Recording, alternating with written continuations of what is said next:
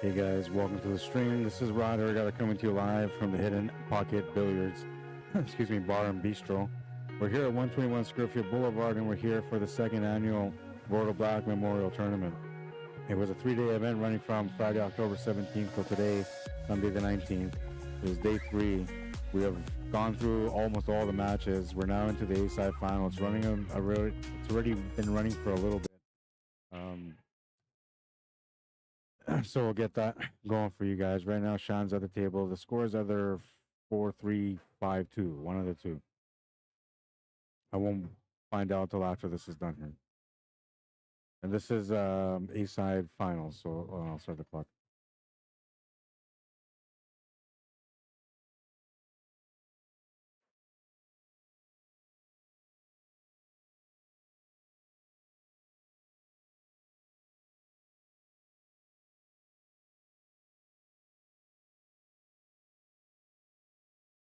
So he's good to go on this one.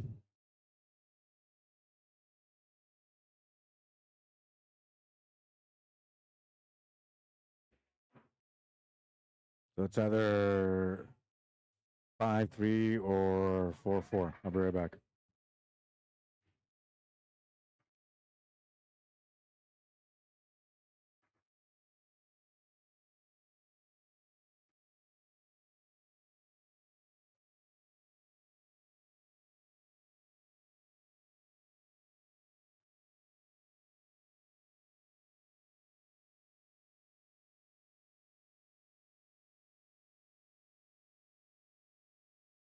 All right, so the score is 4-4.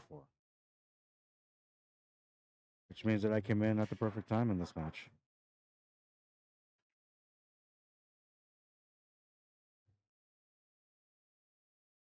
Get a ball off the break. These guys are already 8 racks into this match. It's a race to 7. So it's a race to 3 right now.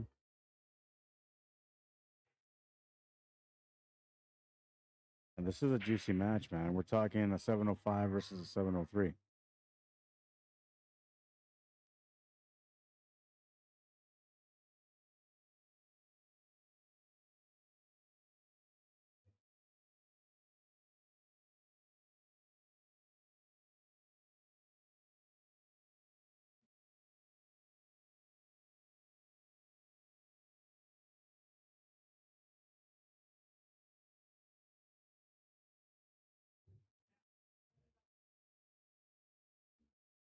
All right, all right, all right. Little shot. The 14 is good. I don't know if he wanted to bump into that 2-ball or not, but it worked out okay. He's all right.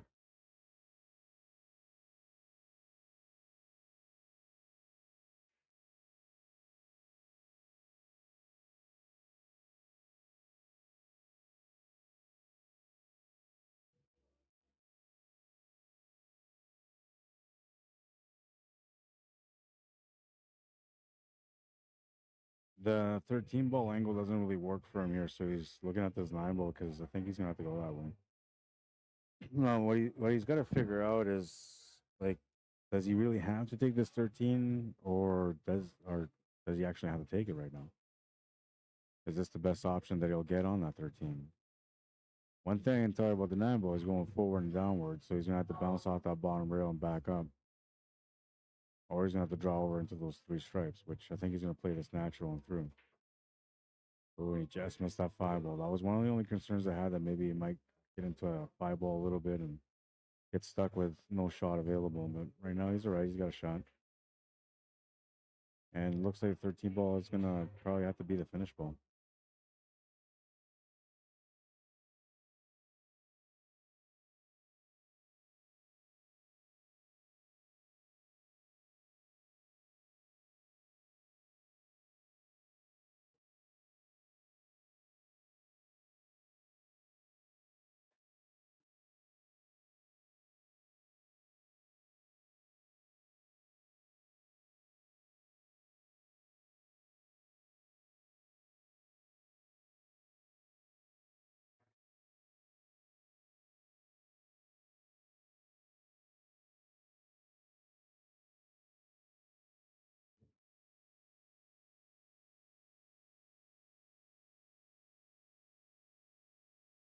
I thought he would take the one in the middle, the 12 ball. Like I don't really like the bottom one, which I can't tell if it's a 10 or the 14 right now. But then he'd be shooting over the 3 ball, so I don't like that. I do like the 12, but he may not like it because maybe it feels like when he has to shoot it, he's got to run into the 11 ball. That might change the table on him. He's looking at the 11 ball now.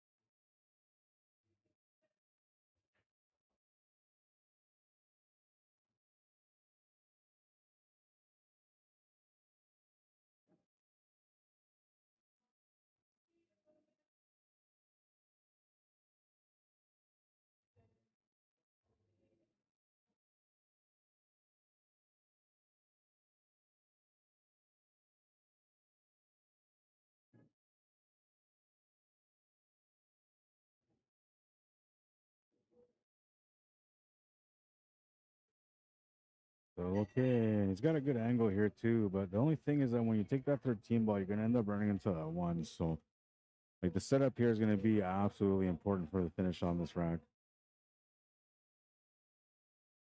Yeah, he realizes that. So like the long shot option is probably the way he should go. But it's gonna be tricky.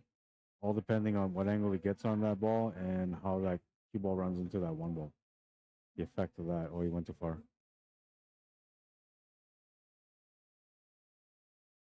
He went too far. Mental error there on that one. He kind of checked the spot. He knew the spot, and then he decided to shoot, but I think like he wasn't quite committed to what he needed to do yet. He just figured that as long as it rolls forward, he would have the shot.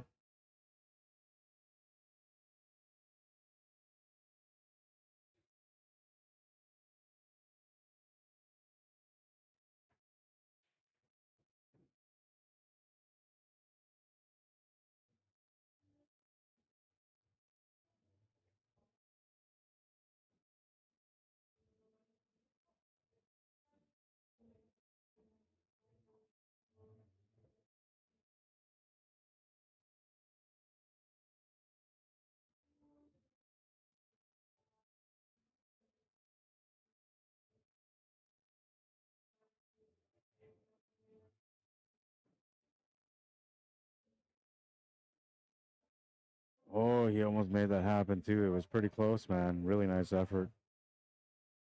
Mike, you know, he's kind of, I don't know. He's got to figure this out here because he started off with a game, oh, 2-game start. Yeah, 2-0 lead to begin the match. And Shannon somehow found a way to fight through, and he's tied up this match at 4 now.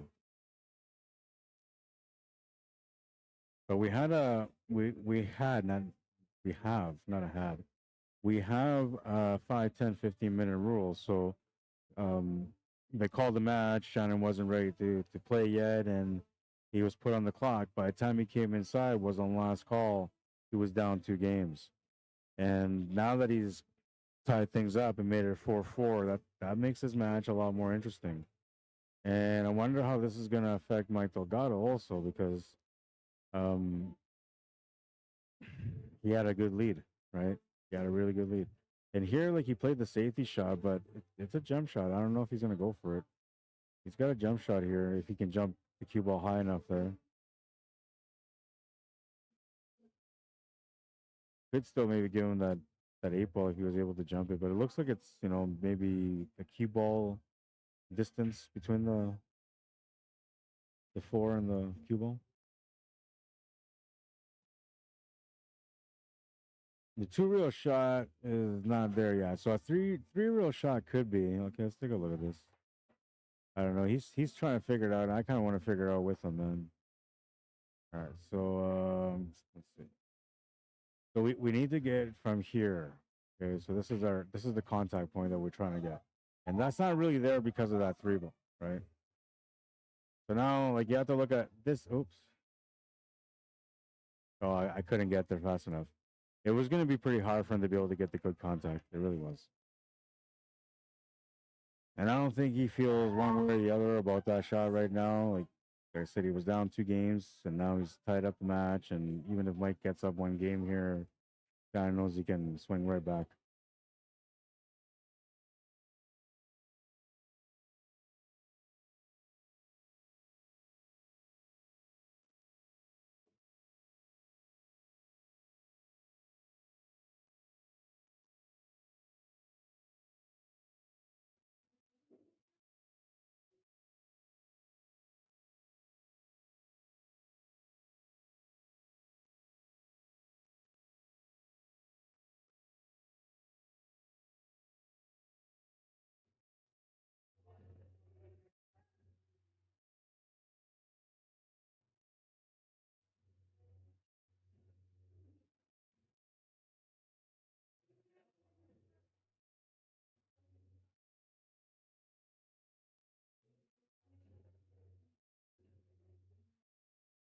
Larry Hunter, I believe, won the match against Mike Valtour. So the loser here is playing against Larry Hunter, the former runner-up from last year, into the B-side final.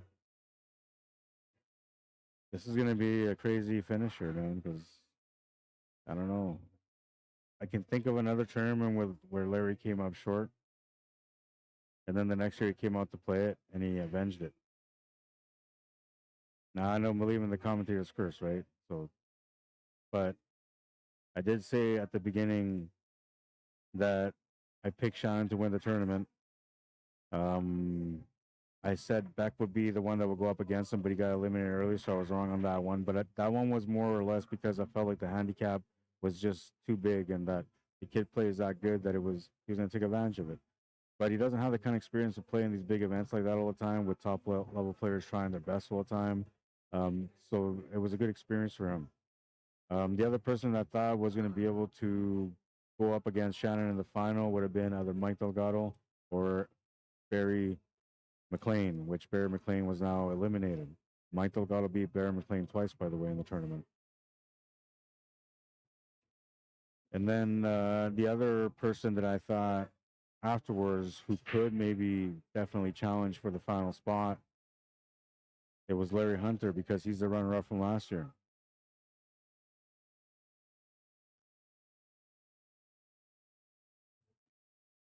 So in a sense, like, it's unfinished business, right?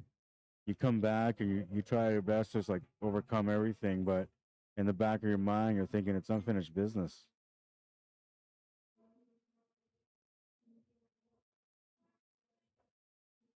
5-4, Mike takes the lead again.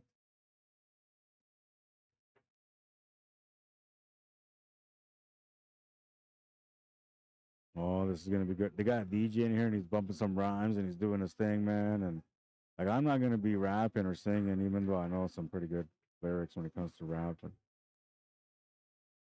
I'm related to Snoop Dogg. I just didn't want to tell anybody. I didn't want to get famous through my uncle. Anyways, no, I'm not gonna be rapping. I mean, I could, but I won't. But I'm gonna be jamming out here, man. I'm gonna be in a good mood for this.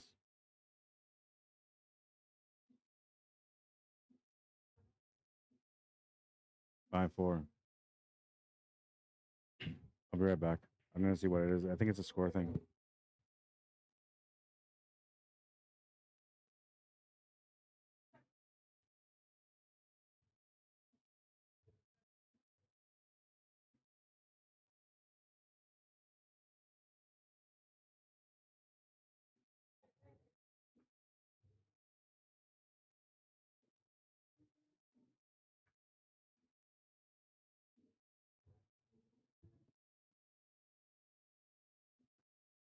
All right, so this score is accurate. It's 5-4 for Mike Delgado.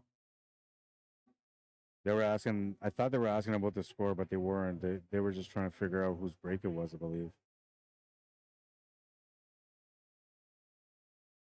Shannon jokingly, you know how Shannon is. So Shannon jokingly says to Mike Delgado, "He's like, what? A 2-game spot is not enough for you, man?" Because Mike was trying to take the break there when it was Shannon's break. And Mike just laughs because he's just trying to be funny, right? And that's Shannon's style. Like, he's just like, see, he's engaging here in conversation. That's Shannon's style. This is Shannon being Shannon, man.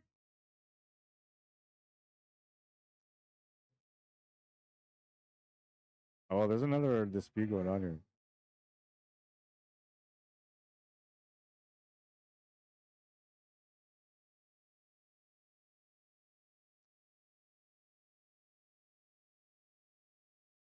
I'm not sure what. I don't know. Like it's not. It's not. Not sure. I'll find out right now. I think. Right now, I have 5-4 for Mike Delgado. For Mike Delgado, yeah. That I don't know. Because I came. So hang on. So I came in. My score is not accurate.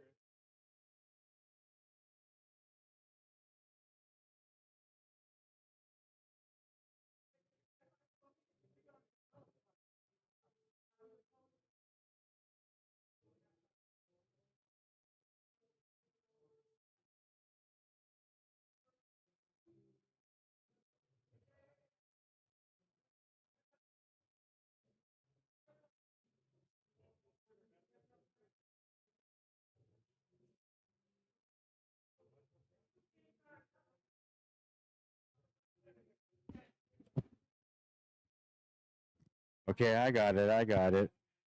I didn't get it, but now I get it, man. So mm, something about like I think Mike thought that the score was 4-3 instead of 4-4. When I started streaming, it became 4-4.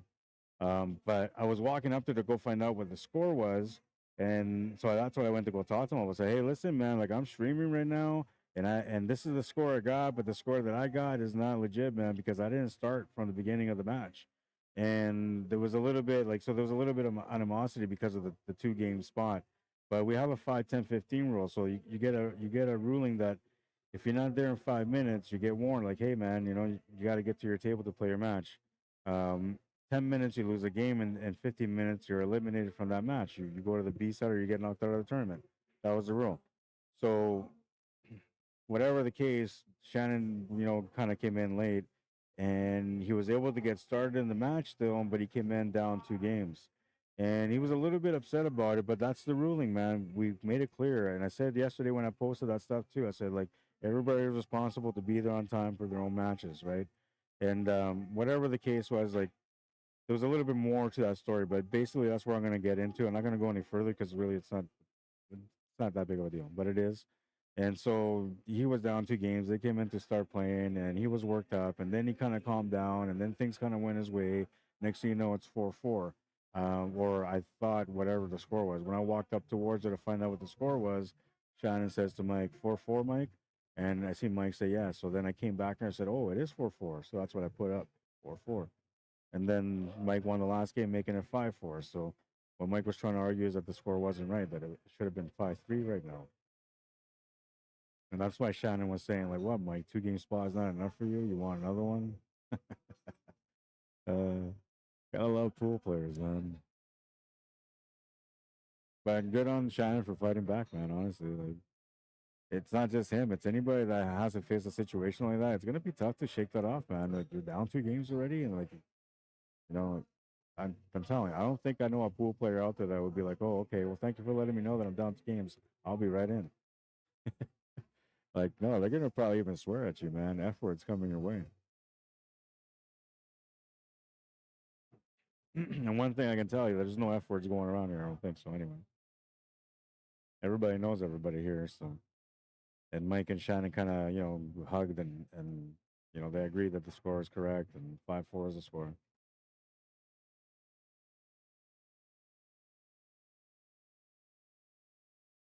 I want to get into more details about everything that happened and why I started a little bit later, but I honestly can't. So I'll uh, I'll just let it be the way it is, and I hope you guys just understand that it was something that like And I wasn't even gonna stream this match to be honest, because I felt like, well, maybe this is not a good match to stream, right? I don't have matches that are like fisticuffs, but I've seen them on.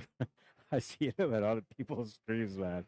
And like, first of all, like I'm a bit of an old school tough guy, right? So for me, like if something like that happened, I would get in there and stop it right away. Even if I had to land a couple of punches in my face, like whatever it takes to make sure these guys don't get into that kind of stuff. But there's nothing like that going on. However, like I thought, like what if it gets into something like that? So I don't want to stream right now. I'm just gonna wait. And the fact that I started when I started was pure coincidence. Like, I swear to God. I sit in here and I'm like, okay, well, what am I gonna do? Like, I'm still waiting for this stuff, and so you know what? Like, these guys don't think I'm streaming. I told both of them I'm not streaming, so I was like, okay, you know what? Like, fine, I'll just start streaming. They won't know anyway. And so I started streaming, and then as it happened, this is where we came in, right? So it's kind of, I don't know, it's funny. But I told you guys it's gonna be exciting, man.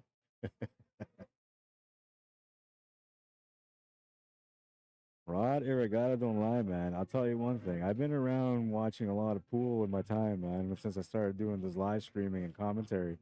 And I've seen the talents around, all across Canada, a lot in North America. I can tell you when like a match is going to be good and when a match is not going to be good, and when a tournament's going to be great and when it's not going to be great. I can also tell you like pretty much who's going to be in the money and who's not, because I've seen a lot of these guys play, and when I see their matchups as they're playing chess, I look at the skill and knowledge, and then I look at the odds and like a Vegas gambler, and and I make my bet.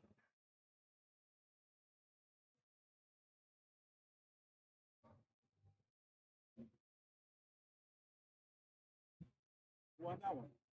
Who won? So it's 6-4. 6-4. Mike's on the hill. All right, so now like Shannon, if he loses here, he's gonna have to play Larry Hunter right away. That's gonna be another good match. Woo! And Larry can handle it, man. I'm telling you right now, Larry can. I don't know if he can handle Mike Delgado, but there was a time when Mike Delgado and Larry played, and Mike Delgado just had no luck. Like nothing was going his way. That was the King of the Hill that Larry won that year at Bourbon. So in a sense, like I don't know, Larry might have Mike's number if Mike goes to the B side, right? So he's trying to win this match. But when it comes to Shannon, like nobody really has Shannon's number, but there's people out there that can beat him, and I wouldn't say consistently, but they have good chances to beat him when they play each other. Um, hmm, Larry Hunter, man, honestly, that would be a juicy one. I don't know how I want to see that one. I don't know if I want to see that as a championship match or if I want to see it as a B side final, but that would be a good match. That would be a good match. I'm telling you, like, oh, Shannon Ducharme coming back to play, former number 2 from Canada, playing in this event, haven't played in a long time, kind of sort of coming out of retirement into the, top 3 spot right now, a chance to be able to make it a top 2 spot if you can win this one. Then the guy that finishes on the B side, if it's Mike that loses his match, which right now Mike is up 6-4, so it shouldn't be that way, but you never know. It's 8 ball, anything can happen. It's bar box, anything can happen. But if by any chance it ends up being like a Larry and Shannon final, ooh, that's gonna be juicy, man. Because Larry already finished runner up once. He's not gonna do that again. He's gonna put up everything that he's got to be able to win this if he gets to that spot. And Shannon, if Shannon's in that spot, well, you're gonna see the old Shannon come out. And I don't think there's enough spinach for Popeye to stop this fight. And now if Mike Delgado wins and he goes against Shannon because he ends up beating Shannon here, well, now Shannon's got a bone to pick with him. It's a one-set final, so they can settle the score quickly in one set. And now at that point, you're going to see Shannon's best game again. If Larry ends up being the guy that comes to the B side, he ends up playing against Mike Delgado. Oh my God! Now Mike Delgado's going to be swinging with all his might because he's not forgetting this. He remembers that beating that he took at Bourbon that day. I'm sure he still kind of twists and turns at night every now and then from that matchup, man. He had no luck. And Larry was just Larry, man. He was just playing the way he plays. Pressureless, somebody said. So that would make it an even more interesting championship match. So I don't know, man. I like I said, I had no dog in the fight. So for me, it doesn't really matter who wins the tournament. To me, what matters is the story. And we got some pretty good ones here today.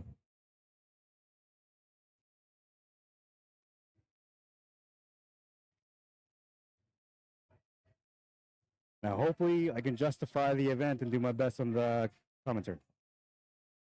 And if I, have to get involved in a fisticuffs kind of thing here, then, well, just look away. There's going to be some things going on the screen that you don't want to see.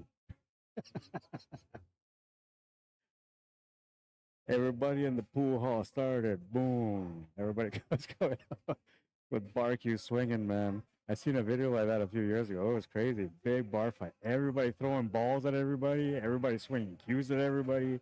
People that were watching were getting smacked with the balls, and they were fighting. It was crazy, man. It looked like one of those old school karate movies, like Bruce. I don't know if you ever watch any Bruce Lee or Chuck Norris movies. I'm a little bit older, so. But those guys used to be in movies where like they would fight like 100 ninjas, and like somehow they ended up winning, man. It's like that.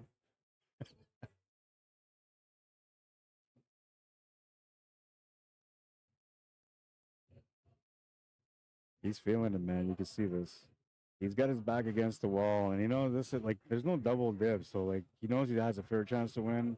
But he'd rather be the guy on the ace side because he gets to pick the final game. And one thing I'll tell you is Mike's gonna pick 8 ball. I know it because he plays really good 8 ball. He knows 9 ball really well though, so it doesn't matter like if he ends up choosing 9 ball, he'll have a good chance to win anyway. But Shannon said he's gonna pick 9 ball if he wins because Gordo loved 9 ball, and he really did. You would see Gordo play some bar box pool, but he was more of a 9-foot 9 ball guy, and he used to play at Bourbon all the time. So Shannon wants to honor his memory by going championship match 9 ball, which that would be awesome to see because most of the people that will win the ace side playing 8 ball all day and all weekend, they usually don't want to play 9 ball. But when you're Shannon DUCHARME, you just set the balls up and just do your best, find the finish like you just did there. Danger. 1-1.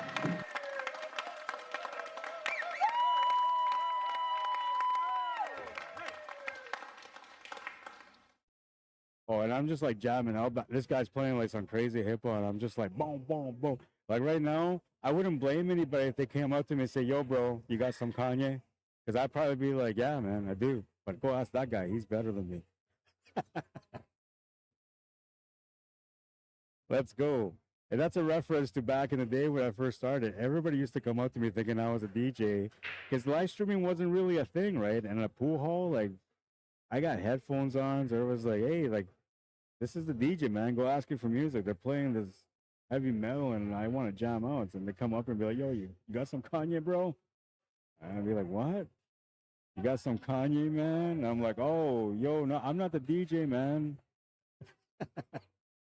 I still do it. I should actually get the shirt done. I used to talk about that shirt. I'm not the DJ, bro. If somebody does any of the vinyl stuff, hit me up with a shirt, man. I need a shirt. I'm not the DJ, bro. But then make me look like a DJ, okay?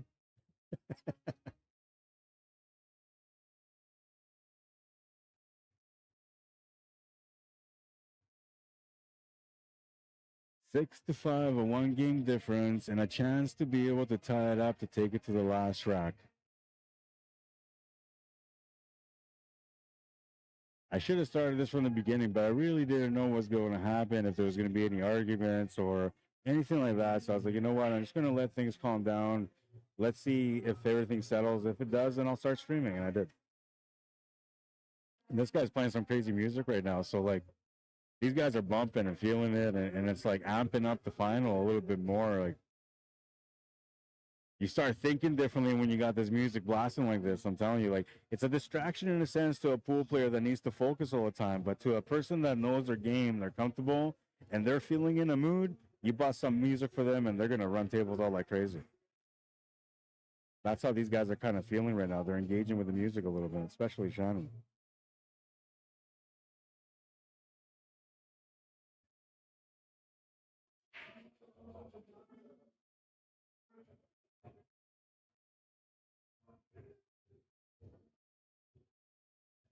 He's thinking he can go off the rail, off the 9, which would be good, but then the 9's going to get pushed up against that, what is it, a 12 ball? So if he does this, he actually has to hit it with a little bit of pace, making the shot missable. It could possibly go around the 9 instead of going off the 9. But if he can make this, he can hold shape for the side pocket on the 10. He's out. Did not. But he still has the 11 ball, so still an opportunity here. He could try to take a crack at this 10 ball and try to swing over into the 1, but I don't think that's going to work. I think I want to look right now, but he's looking this way, so I'm gonna wait till after he walks around and he's not seeing where I'm looking, but I'm gonna take a look because I can't tell if that's the 5 or the 13. I think it's the 5 ball. No, that is the 13 next to the 1. That is the 13. I see the white piece of the ball now. So he needs to find a way to get this out, which right now it's not available. Had he held the shape for the 10 ball to the side pocket a little bit further to the right, he would have been perfect for the breakout. Would have had the 11 ball sitting there for an escape shot. It was perfect, but he didn't get it. So yeah, we got to go plan B. And he's hoping to leave a good safety, but I think he's left the 6 ball here.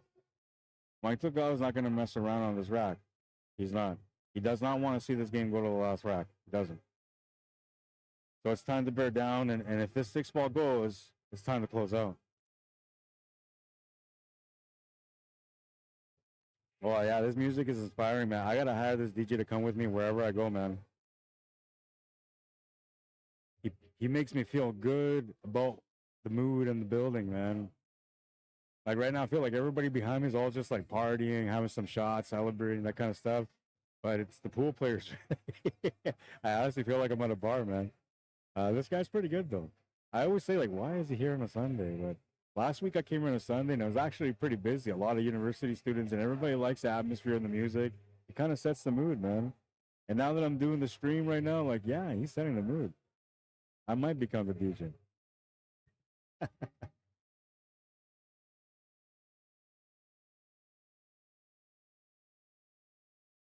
All right, so he's kind of still has to figure out this 13 ball, and like taking the 9 is probably the best option, but he's not going to get much of a bounce on that cue ball, so it doesn't really work for him.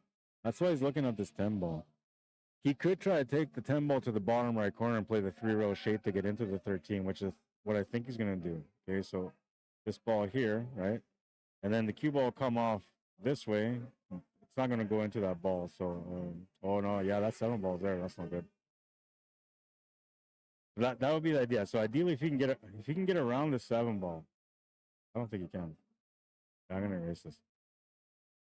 Yeah, I don't think he can. But that was the idea. He was looking at that possibility of making that 10 ball reverse cut, 3-row back into that 13 ball, leaving him maybe a shot on the 13. If not, he had a bit of a back cut on the 11. And so I don't know. Maybe he just felt like it was just too much. So now he's looking at different options, and we'll see. Like that 2 ball might end up maybe getting in the way. We'll see. But he kind of has a line for the breakup. However, that no chance that he's going to have a follow-up shot, I don't think, without that back cut. Okay, so he didn't get through like he wanted to, but he's still okay. He's still at the table. He's cleaned up the path on the 13 also, so like there's a small chance of a bank side. I don't know if that's what he's looking at, but that might be what he has to look at after this ball here. Now, if he takes this 11 ball to the side pocket, it's a really tough back cut. So let's see if I have enough time. This is a pretty quick shooter. So this will be that. The ball had to come from here to here, right? But now we're looking at the cue ball angle. So the cue ball angle would have to go like this, from there come like this, and then come like this. Like that would be ideal, but that's just crazy, man. Yeah, he wasn't too sure, but just trying to be good here. And I don't think he was really trying to make it. I think it was a good safety. He's got some snooker background, so that's kind of like the snooker shot that most snooker players would play in the situation if it was a snooker table. And I know that because I'm a snooker player too, so if you ever feel like asking me how I know, now you know.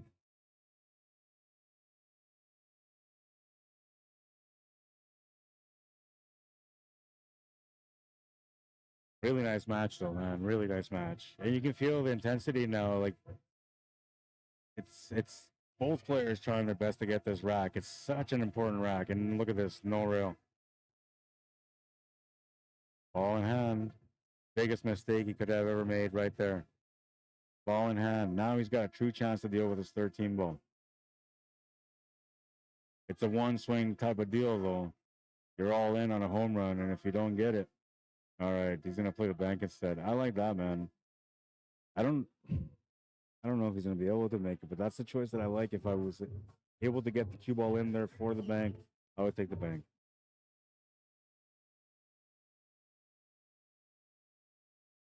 This is big, man. This is all in for this.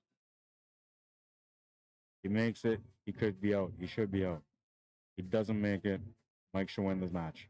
Because now all the solids are open. He's going to have a shot to follow up with. So this is an all-in moment.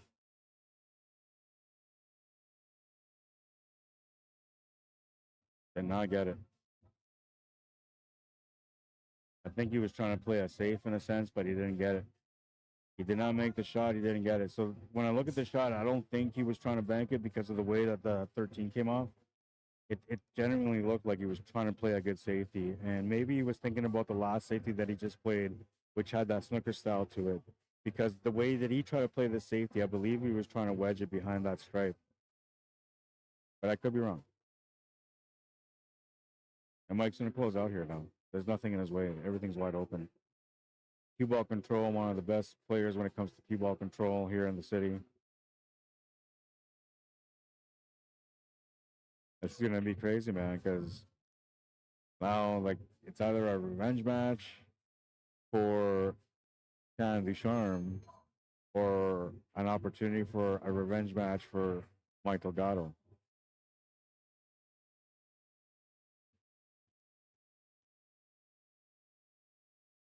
I wanted to say that Mike DELGADO actually got even with Larry afterwards in a 9-ball or a 10-ball 9-foot tournament.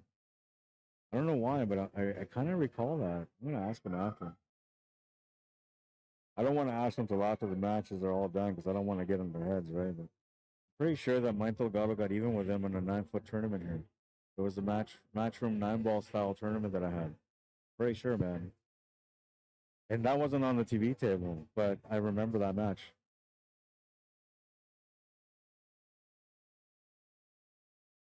See, when you love pool, man, you just know everything about it. That's me, man. I keep up. And I wasn't keeping up with the pros too much because a lot of it was like, I didn't really want to pay for like DAZN. Everybody complained that DAZN wasn't working properly, so like I don't want that. But now they got the W&T TV and I subscribe, so like I'm even keeping up with the pro stuff. However, I haven't watched any of this Reyes Cup. And I'm chuckling because I heard some things. I heard the Americans, the rest of the world are not doing very good.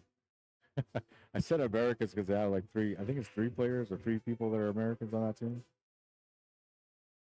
But yeah, it's not that they're not playing good altogether. It's just that Asia is just playing incredible.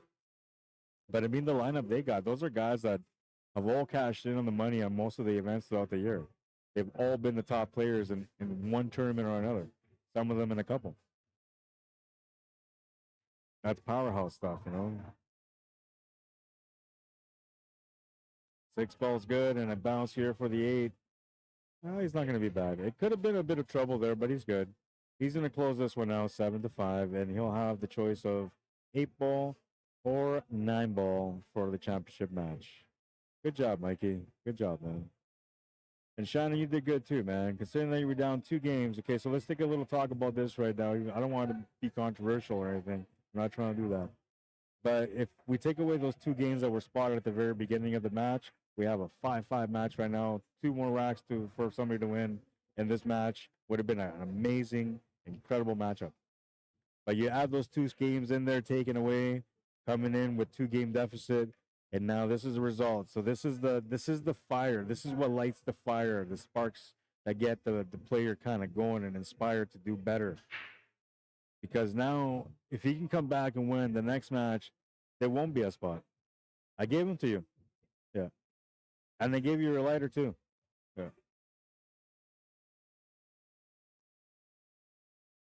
So that's inspiration there. He can come back, play the 1-set final, have a chance to win the first place prize still, and most importantly, he's playing straight up without having to come in 2-game deficit. And that might be a little bit of a, I don't know, maybe it'll add some pressure to Mike DELGADO. But first of all, I don't want to go too far because I'm just assuming that maybe Shannon's going to be able to avenge himself and be able to come back and fight. Let's not forget the story about this guy, the guy that's walking around, running around with his hands in his pockets. That guy is the runner-up from last year. His name is Larry Hunter. He has a bit of an agenda here to try to shake off the monkey off his back type of thing and to be able to win this tournament. He's already done that once. It was another tournament that he came up runner-up on. The next year he came back and won it. I don't want to say which one, but if you pay attention to my pool, you know. Oh, this is going to be juicy, man. So if anybody can handle the pressure of playing against a crazy player like Shannon, it's Larry Hunter. We're going to put him on the left. This is now a B-side final. Okay, so I don't know. We'll put this up. So, because some people are like, whoa, what's going on? What's taking so long, man? Whatever.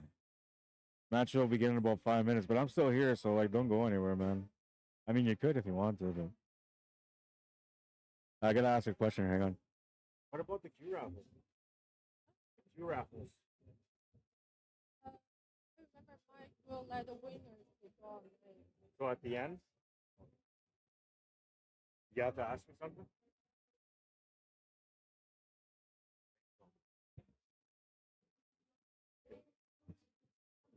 I'm pretty sure he is gonna play.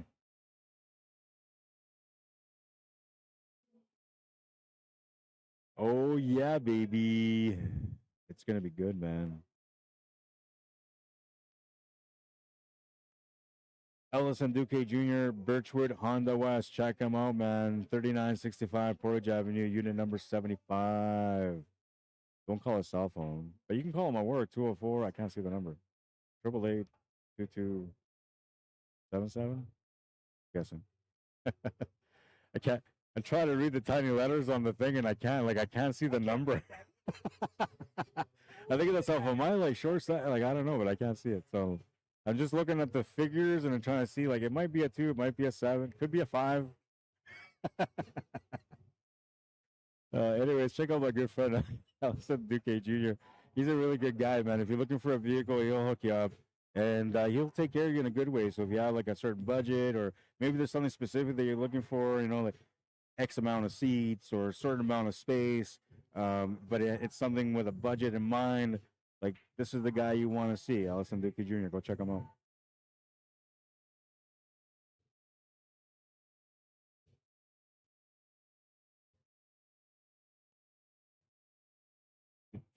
This guy's just bumping.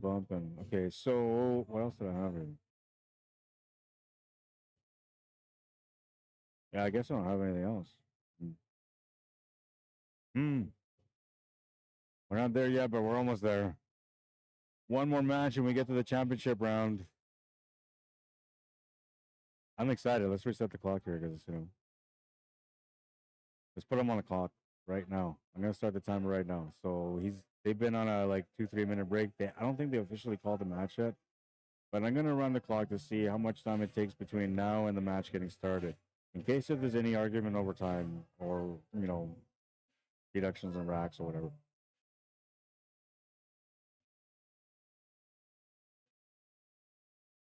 They had the the hidden pocket open 8-ball Sunday tournament today too, and Oddman Ulid and who was it?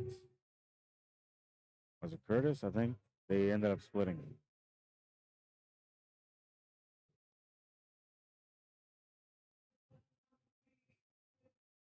Like $200, so they went I think $100 each or something. There's only like 10 players in there.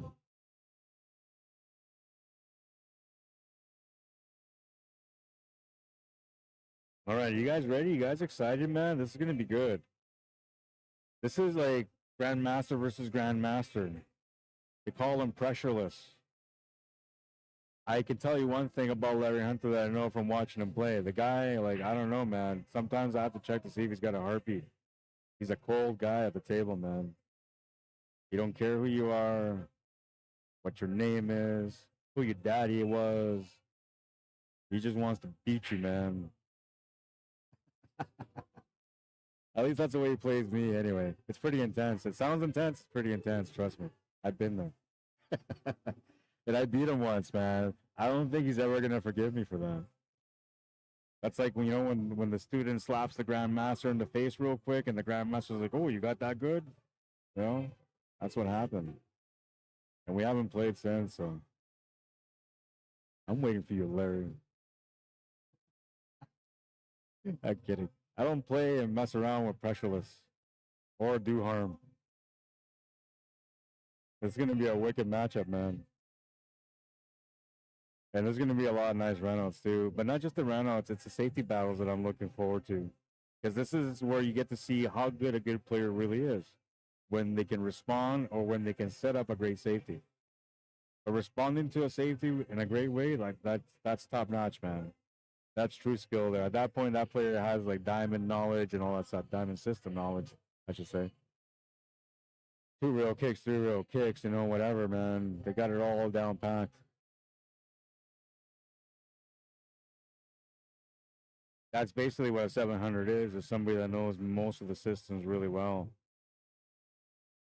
Those are the people that decided that being a naturally good pool player just wasn't enough. So maybe I'm going to start learning some other stuff that other people are doing that might maybe help me not miss. Next thing you know, they're 700s. And everybody's like, man, that guy's so good. I wonder how he got that good. And I usually say because he wanted to try harder. When you said, like, man, I don't want to go play pool on a Sunday, it's raining outside. Larry was already on his way there.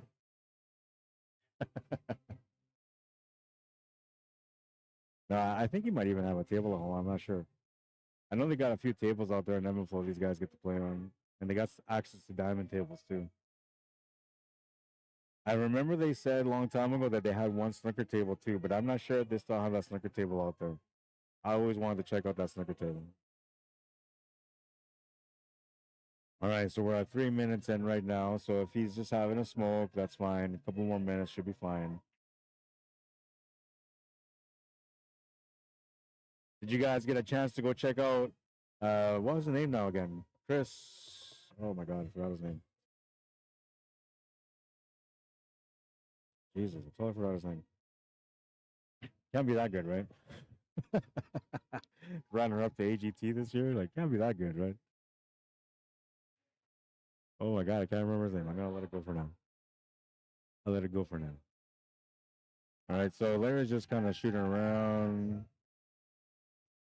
Oh, something happened with the camera. Give me a second. I gotta, like, you're gonna go black screen, or maybe, I don't know, maybe I'll do, what do I do?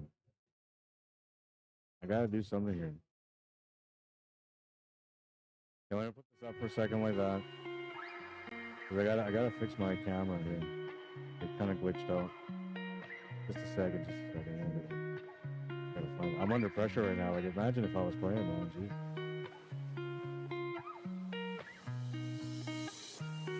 That worked. That worked.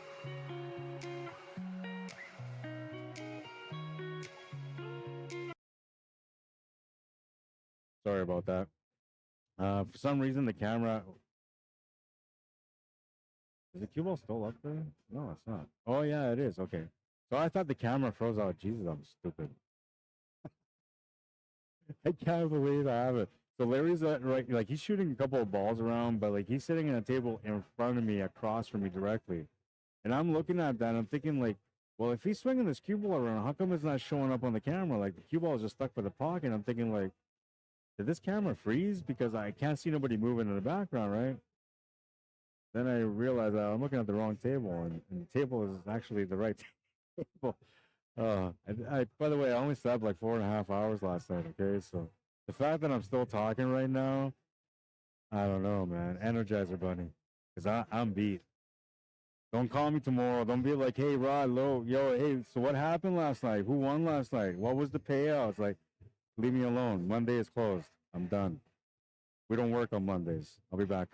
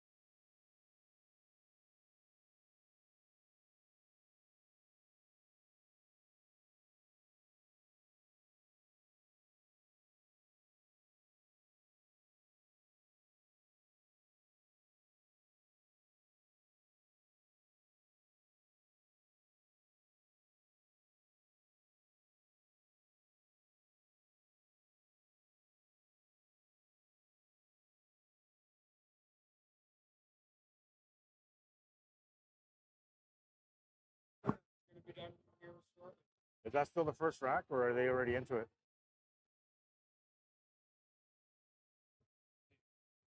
Oh yeah, there's 2 coins. One of them's got 2-0. I see the coin. I see the coin. There's coin there. So it's 2-0 right now for somebody. Who's up 2-0 right now? Can you guys tell me?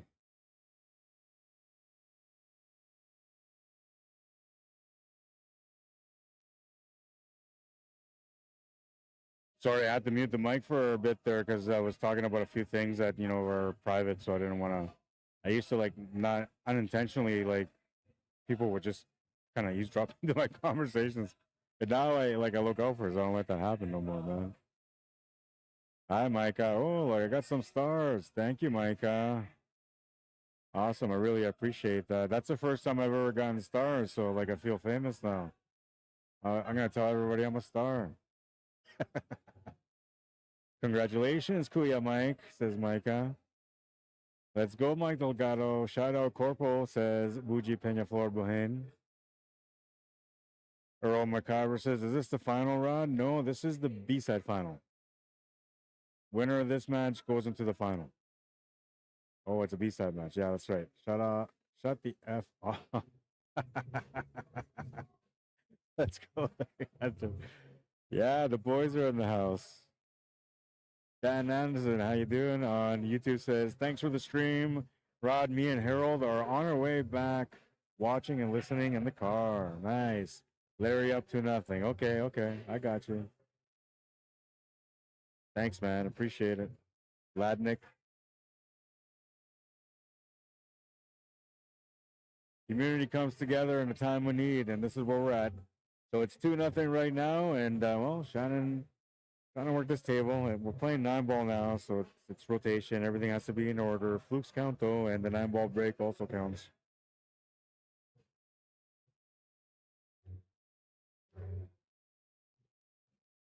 This should be a little bit quicker than most of the 8-ball matches because it's more standard. Everybody's going after the same ball, sort of. So it's either you're making a shot and you continue, or you're playing it safe. A lot quicker. And then, of course, the luck factor, too. That was a really nice shot. You know, a little walk around, check things out.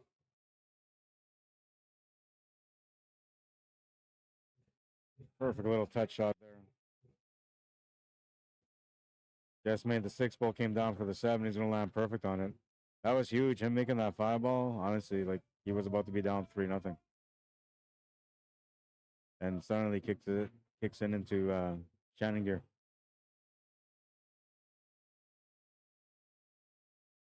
Woo. On the way out, man. 2-1. Everybody's like, oh, Larry's dominating. You don't know. 2 games is nothing between these players. I think the biggest gap where it makes a difference, or the smallest gap that actually starts making a difference at these high-level players, is when they get like a 4-game gap. Like 2 or 3 games. 3 games sometimes for certain high-level players is challenging to come back from that. But for the average really good player, like the premier levels, the 650s and up, here in Manitoba, like they usually, I don't know, they don't really need to do that. All right, so here we go. Rack number 4. Shannon, DUCHARME to break. Trailing by 1. Just played a match against Mike Delgado, was trailing by 2 to start the match. Ended up losing by 2, but he tied it up and he pushed all the way through and he kept up with them all the way almost to the end. Mike Delgado, however, ended up winning. He's the guy that's waiting for the winner of this match. Traditionally, it'd be a double dip. Today, it is a single final set. It is extended, though.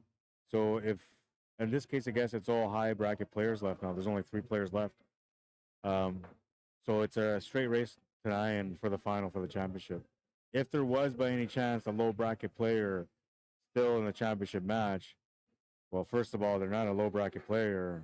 And second of all, they would have had a 2-game spot, so it would have been 9-7. But at that point, you know, everybody in the tournament is saying, like, what about known ability? Like, I don't know, man. He's only at 450.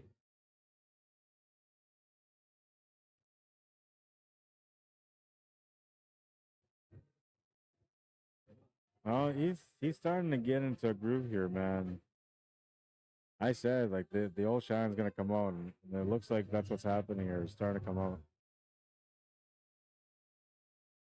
The one thing that I said at the very beginning of the day, though, he was one of my picks to be the guy to win it. And so far, everybody that I picked's been eliminated, except for Michael Delgado and Larry. So technically, the 3 guys that I thought out of the 6 are still here. Good odds, right? There's only 62 players, and I picked 6 of them that could win. Imagine if gambling was like that, man, everybody would win. Like I always pick the right horse. I picked 6 out of 10.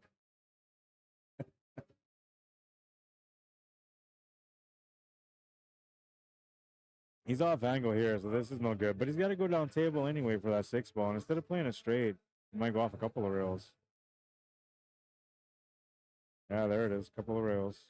3rd rail gives him the perfect angle. He's feeling it, man. You can see. Oh, and by the way, the winner last year was Johnny Baptiste. I couldn't remember for the life of me. And the reason why is because it was Johnny against Larry. Both of them from Ebb and Flow, Manitoba.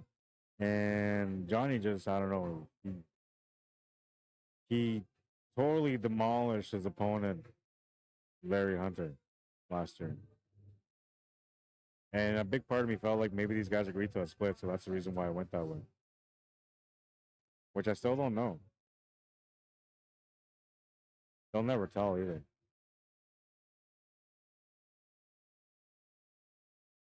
There's no splitting on this one today, though. They got to play it. Even if they end up doing like a backdoor split, doesn't matter. They still got to play it. That was a good shot, too. Got really good there on the 8 ball. Perfect lineup to get onto the 9. Yeah, this is going to be a good match. Oh, no.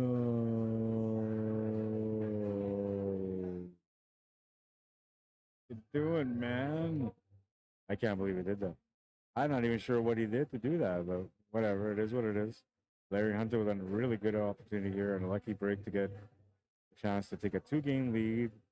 Little bounce off the top rail should set him up for the 9, and it's going to actually stay at the top. He's still okay to make the 9, though, and he shouldn't have to worry about the scratch, but he might want to try like play this into that left cushion below the side pocket. Yeah, like that. So then you avoid the scratch altogether, right? And you can control the pace and everything too. The angle is more comfortable. You know for sure you're going to avoid that side pocket. You'd be worried about the other side pocket at that point, but since you can control the pace, it wouldn't be that big of a deal. Nice little finish there from Larry Hunter. He's up by 2, 3-1, race to 7.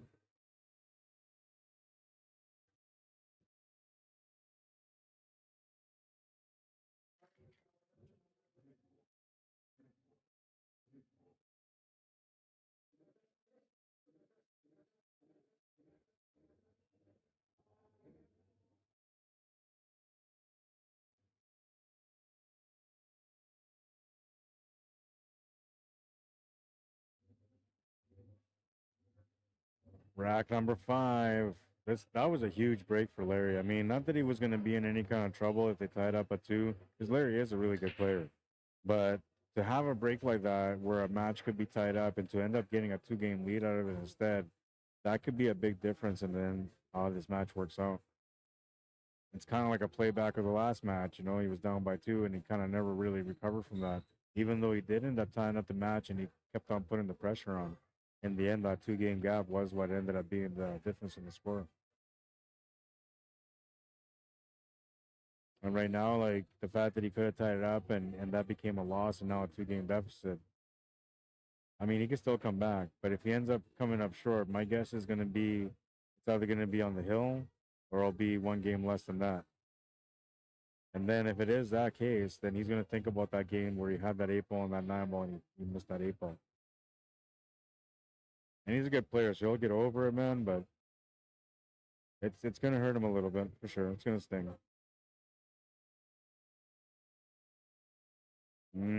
Came up short here. He's trying to get onto the 3 ball. He's got himself in line with the 7 ball. He might be able to still cut it to the side. No, he can't. He's got to go for the kick shot.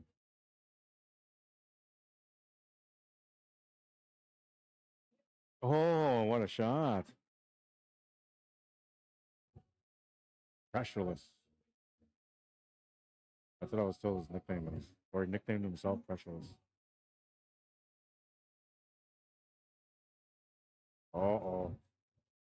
Played that a little too soft, I think, because maybe he could have came off the rail. He's still okay, but it would have been better if he came off the rail and was a little bit straighter on this ball. He'll still have the shot. He'll still have the back cut. He's just got to watch out for the scratch angle, which, because he's going to put draw on this, he's likely going to end up just running into the 7 ball.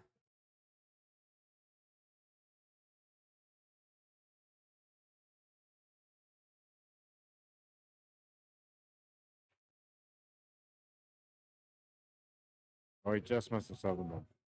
He is going back towards the now, though. And he's just going to miss it there again. Good shot. Big shot coming up here. Whether you go left or right.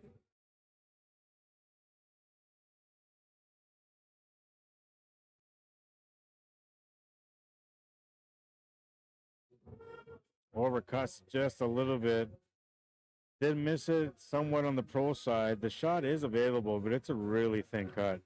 Cue ball control is second here. It's all about cue ball speed to be able to make the shot if he's going to go for it.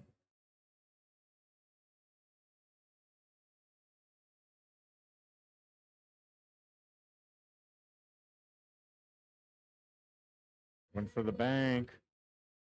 Not going to get it. And he's going to leave the 7 available here for Larry. Chance to get an extra game up here. Could be up 3 games quickly.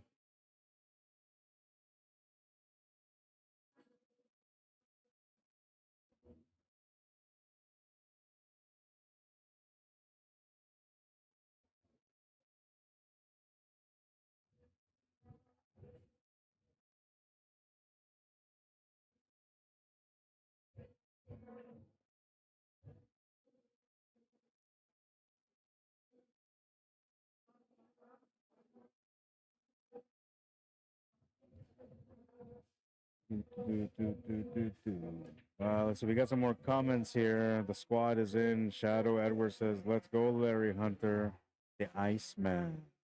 I heard that nickname too today. They call him the Iceman, so it's not Pressureless. We're gonna change that. He's gonna be the Iceman now. Official Iceman.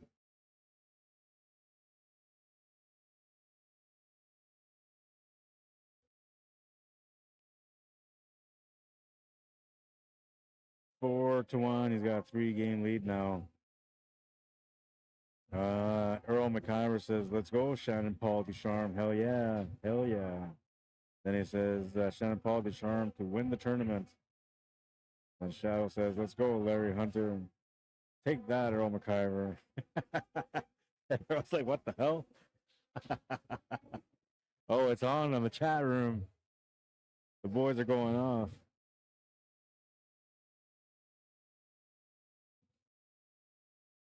You guys are funny, man. What's up, Andy? I can't see the message yet, man. I'm about to see it, though, bro. I had Johnny on the hill last year. Yes, I remember that. You had him. You totally had him. I remember that.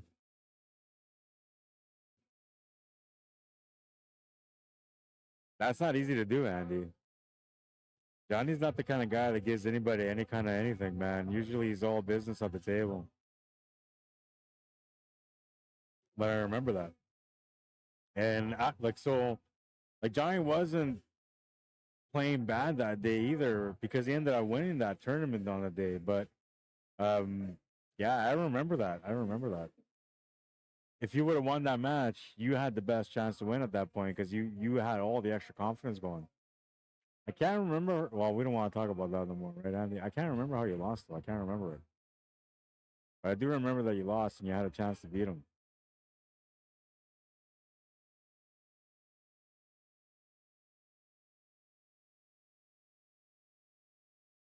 What's up, Junior? 1 ball's in, and he's going to have a bit of a cut angle here on this 2 ball. Line is good, though. He can take this cue ball right towards that 3, so not bad. The only thing is we got to put a little bit extra pace to get the cue ball to hit this hard enough to get across to that pocket. So that means that the cue ball is going to go up table, and there's a good chance he's going to have to run it towards right into that 3. So maybe you have to pick a spot here. Try to get over to the right. Not straight on it, but where you just have a shot on the 3. Oh, he's going to play right through.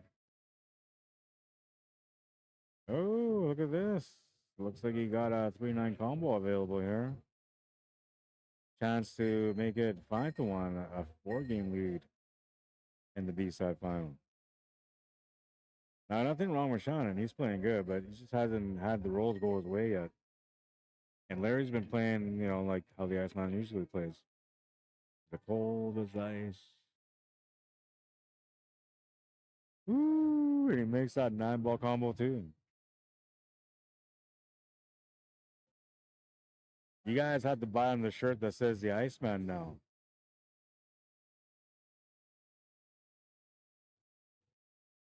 Nice little combo here. Easy peasy, he says, all day long, man.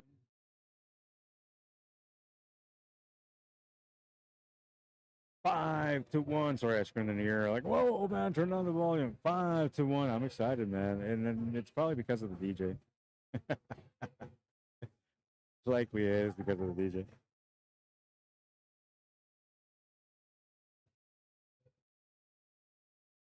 By 1, and he's breaking for a chance to get on the hill.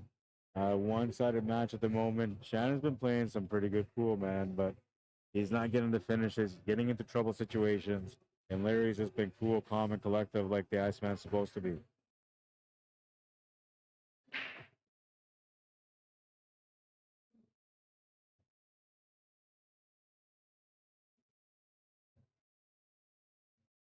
We should start making jokes about this. Like, you know, people like do the Chuck Norris jokes, but we'll do it with the Iceman.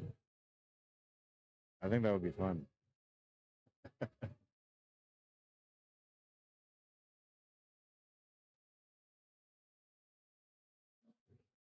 You know what I'm talking about? Like, you know, they have, what was it? A cobra once bit Chuck Norris and died 3 days later.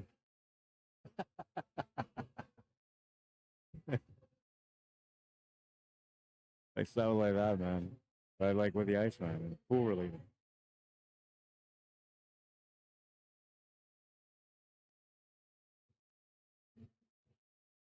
Yeah, he's feeling pretty good right now. It's showdown time for him today. Runner up from last year, man. Chance to take first this year. Playing with a lot of heart so far today. I wouldn't say he played perfect at all, but he played a really nice, strong, solid game all around throughout the day today.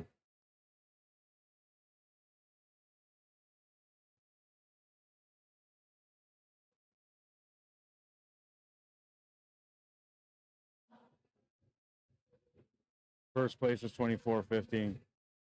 Second place is 1,500, and third place is 1,000. I have no idea what the other payouts are, but I wanted to ask about the top 3 because that's where we're at right now. The last 3 players.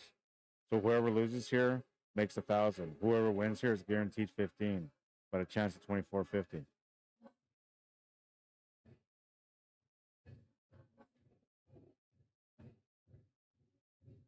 Oh, what a shot! Don't mess around, man.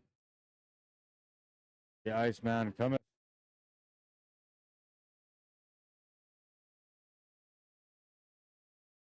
What a shot.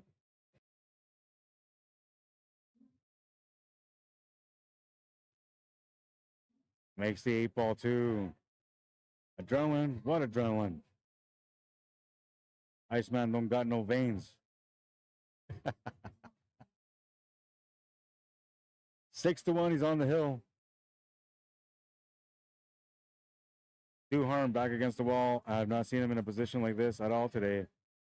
Back against the wall, down by 5, needs to win 6. Starts off with this rack. It's 9-ball. Anything can happen though.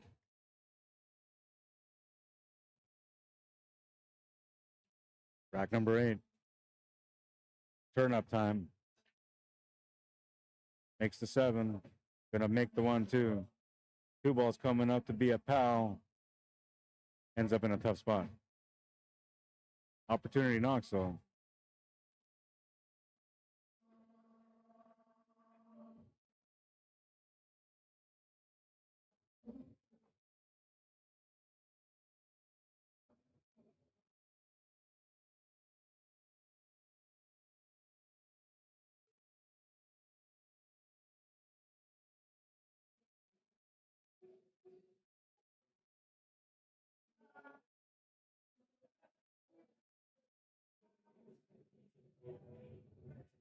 get down for the 3-ball. Just like that, half the table's gone.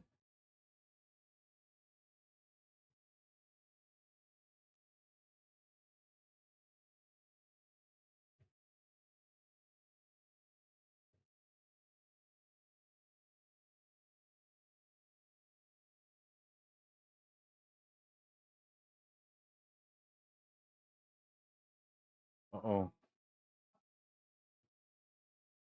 Yeah, I kind of had a feeling something bad was going to happen as soon as he was going towards that 9-ball. It's going to be tough to get out now.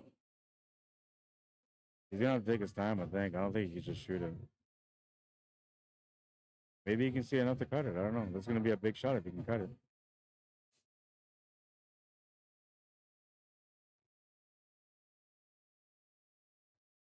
He's going to lose the cue ball. That's going to be the match. Shannon DUCHARME will get eliminated in 3rd place.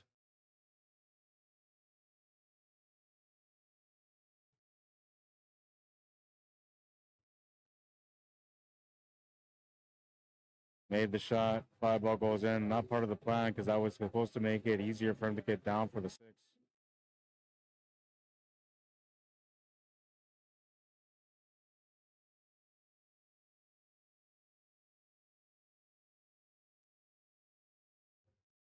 Woo! Okay, well, hang on. These guys are all just getting into stuff here, man. I got to reset the clock. I got to get this set up here. And they got to talk about, like, you know, what game they're going to play. And Gordo.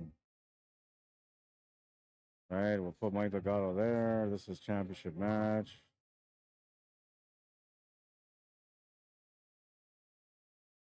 All right. New board, new setup. Not sure what's going on, but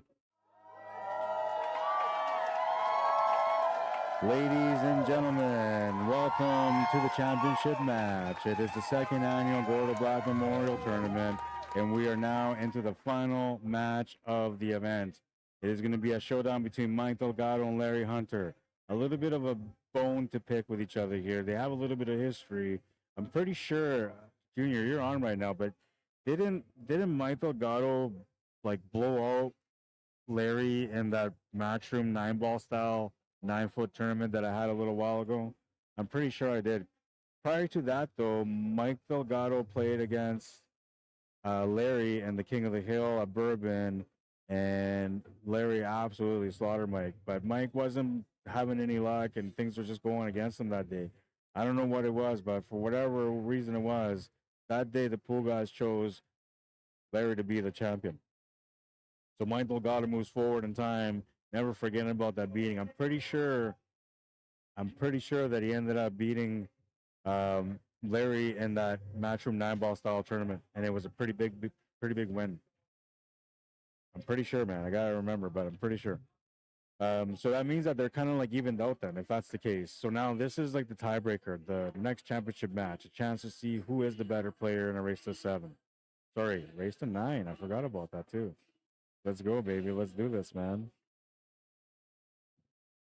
Race to 9. This guy's got some beats going right now. I just want to start rapping.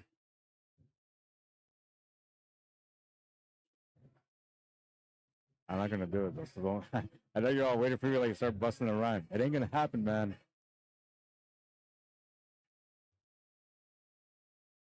Chicka chicka.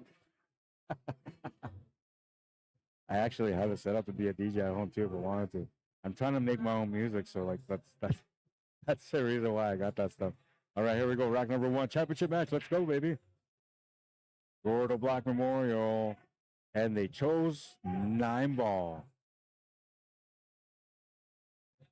Interesting that they chose 9-ball because that's Gordo's game, man, and to me that's a great honor. Thank you guys for picking 9-ball. I never thought that they were gonna pick 9-ball.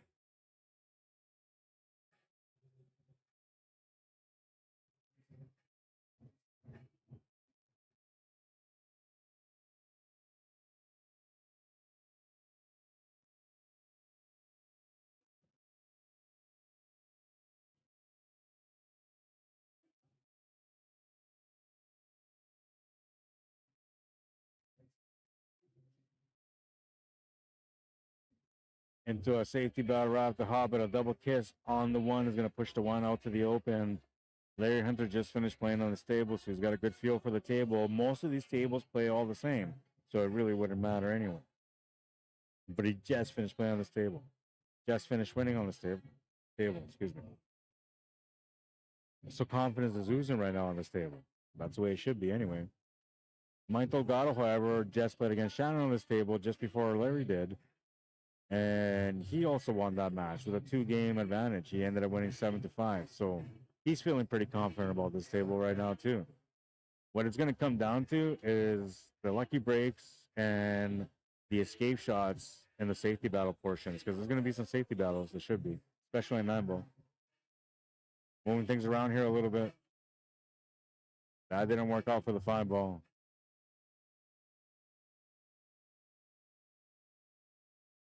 Still kind of okay, though.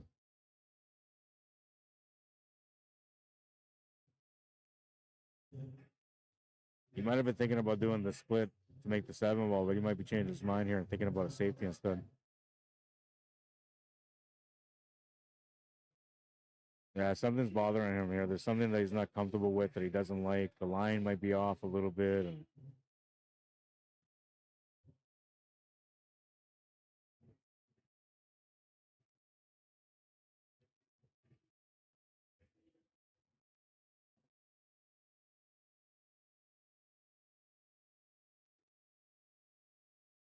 didn't quite get the safety that he was looking for, but he didn't give him a shot. So I guess that's a good thing. Mike's going to use his experience here to try to play a safety and try to snag him up against a 7. Oh, what a shot. That's the way you're supposed to play it. Big shot available here for Larry, though. Oh, and he just missed it. That spin took action there. But wait a minute, don't. Oh, it was going to miss it, I guess. I thought maybe he might get a little luck there and just nick the ball, but he stopped it. I guess it was going more towards the horn.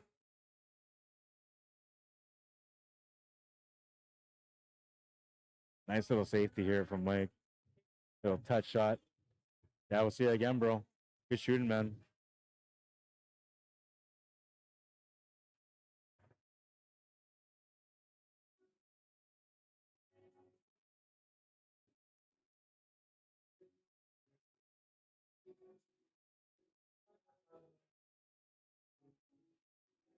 Yeah, that 6 is interesting here. I think you got to pull the cue ball back to the left side cushion and get just above it.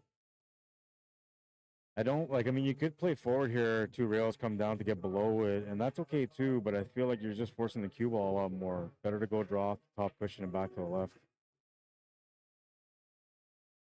Yeah, I see. So he's going to come up short. That's the only reason I didn't like it. You have to force the shot to be able to get below it. But he's a good player. He's got a lot of knowledge. He's calling the bank. It's a high probability he's going to be able to make it. Should be able to get good on the 8-ball too after that. Just like that. Proper angle on the 7 to go up table for the 9.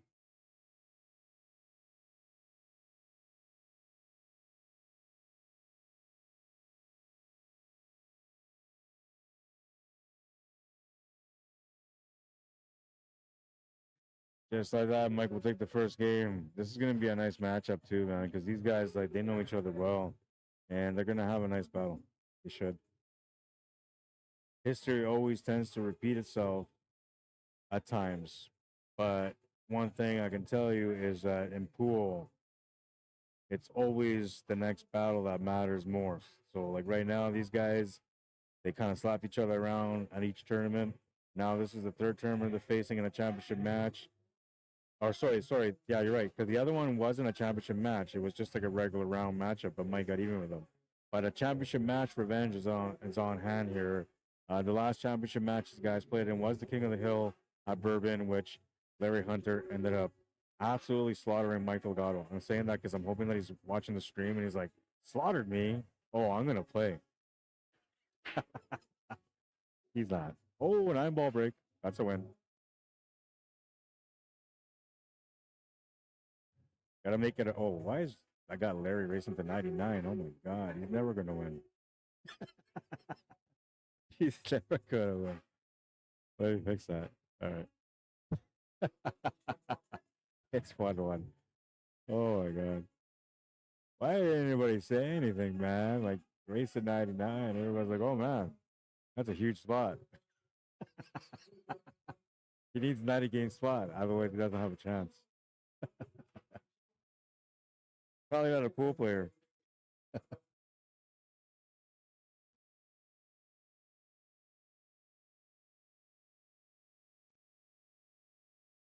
Come on, Mikey. Do your thing, man. 9 ball. I can't believe these guys are playing 9 ball. It totally caught me off guard, man. I was expecting 8 ball. But this is better, man. It's a little bit fast paced. It's somewhat more to the point. Everybody knows what's going to happen next because everybody's chasing the same balls, right? So it's different. Like 8 ball has a beautiful thing to it because there's pattern play, there's choice making. You get variety of options most of the time. So like it's really nice. 9 ball, it's different. It's like it's rotation. So like if the 4 is on the table, we're all going for the 4, man. Totally different. So now like the way that people play the game is also different. There's more safety involved, and especially in 9 ball, man, lots of safety involved. Which we've seen a little bit, but I don't think it's been as bad as it could be. Made the cue ball pop on that one. The 6 ball's going in. Oh, which reminds me. 9 ball break from Larry. Boom. 3 ball kicks it into the pocket. He made everything on that one. I mean, you can't see the balls because it's standing in the way anyway, but he made like 3 or 4 balls on that one.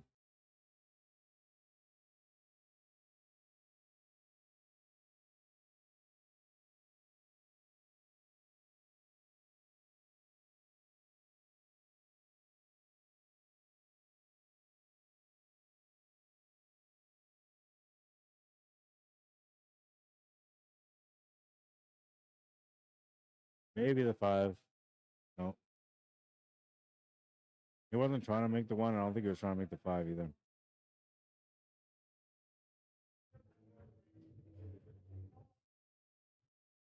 Long kick shot here.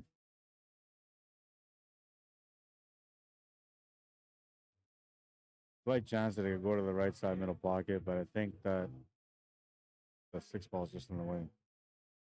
Or the 4 ball, sorry. Just in the way. I really can't see the colors, man. And I'm not colorblind, but I think it's just a set. I should go switch them right now and put on the pink purple or the pink 4 ball.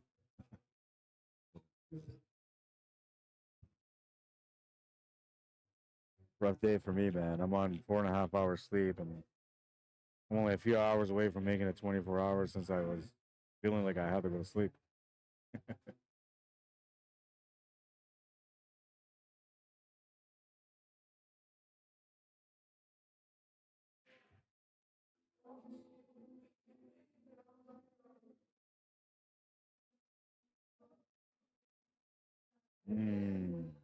Jump shot coming up.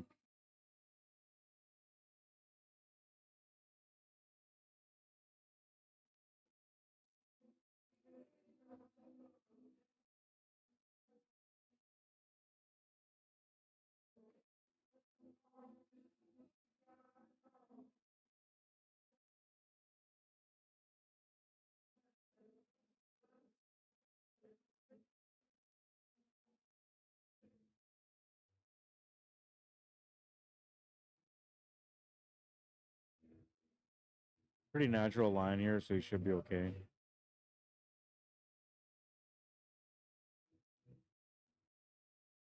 Yeah, he was gonna be okay for the 2 ball naturally on that one. And now I guess we're setting up for the 3-5 combo.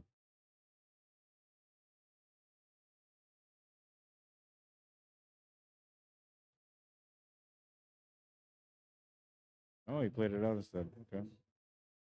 I like that better anyway, because you never know. Like maybe the combo is easy, but then the 3 ball bounce is funny. Now you end up in a weird spot or whatever.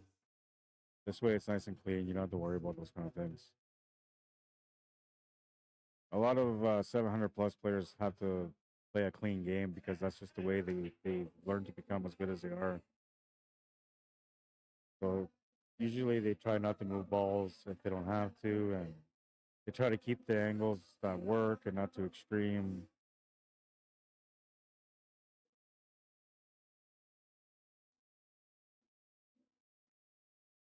What makes them really good though is their perception of speed on the shot, the execution to get that perfect angle on the next shot.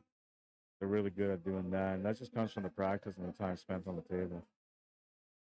Of course, the losses along the way help you to learn a little bit faster, but you can learn without losing. You know.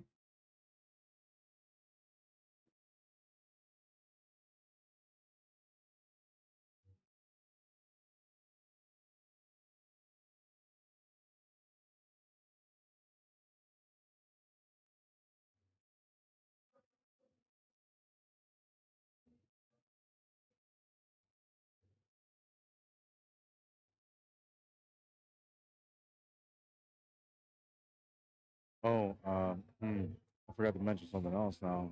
Kind of remembered. There's like a flashback here. So championship match wise, this is the second time these guys have met up. The last time they met was the King of the Hill. I already mentioned this a couple of times. But what I forgot to mention is that that King of the Hill was also 9-ball. So a little bit of like, I don't know, maybe going through the motions here. But it's a bar box, man. So it's a little bit easier for both players, I'm sure. But I think that's what's keeping this game tight like this, man. Is the fact that they're playing 9-ball kind of sends them back towards that King of the Hill championship match. Rack number 4, the Iceman to break.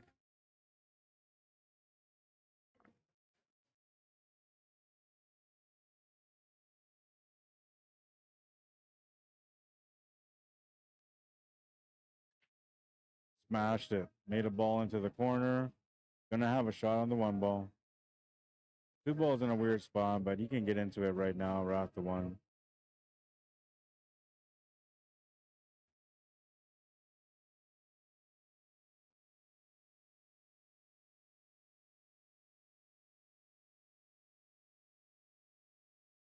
I almost never see Larry smile at the table, man. The only times he ever smiles is when he wins the championship. But other than that, he usually, and even when he wins the championship, it's not like really a smile. It's more like you should have known better. You knew I was gonna win. It's like a smirk. Good safety, good safety. Smart. Testing here a little bit on the knowledge of like DELGADO. He's gonna have to do like a 2.5 rail shot, 2-3 rail shot.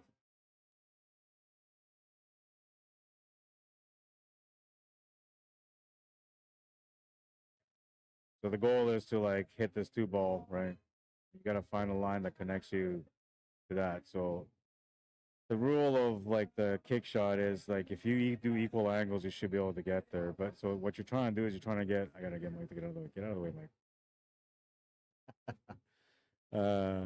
So you gotta get an angle that kind of works to connect to that. Okay. So now if we do, come on, Mike, you're in the way. We don't got time for this, Mike. Thank you. All right. So there. And then you try to get the connection. So you're trying to find like a line like that, which that's not really kind of there, but that's what he's looking for. What would you just missed it? Wow, nice effort, man. Should have followed my line, bro. I showed you the way.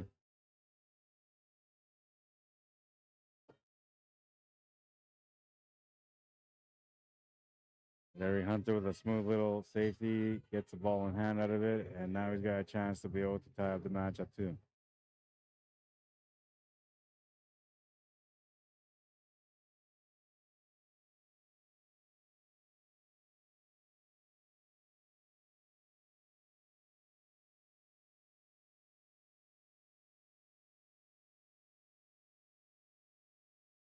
Yeah, he's feeling pretty good today, man. He's seeing the ball properly. He's had a couple of opportunities there where he's missed and kind of made a bad decision on the table, but at the end of it, he's shooking it off and he's reset pretty good, and he's been playing some solid pool throughout today. It's now, I think, the second or third time that I mentioned that he's been playing good pool throughout the weekend.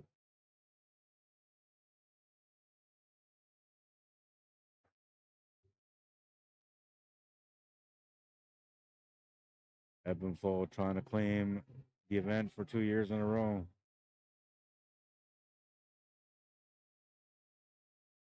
Can the Iceman deliver the victory?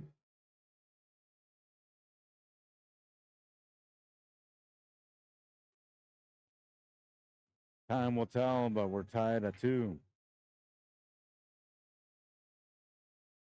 for now. Dun, dun, dun, dun. Oh, it's not happening yet. But yeah. Lightning strike. Pool gods, come on down and rain on this parade, man. Make everybody nervous and under pressure. We need some entertainment. Both these guys are playing like as if it's just a routine day at the pool table. It kind of is, though, but they're playing like it. That's annoying. I need some emotion here, man. Rack number 5. Mike Delgado to break. Not bad, not bad. Gonna make a ball? No, he's not. And Larry with a nice chance here to take the lead. It's a decent table, man. 3-ball kind of worked out perfect where it is. The angle on the 1-ball right now is not the greatest, but he might be able to strike this to get back up for the 2. If not, he's just going to try to play smart here. Or maybe he'll just make the shot and play smart on the 2-ball after that. Forcing it. Almost willed his way into shape, man.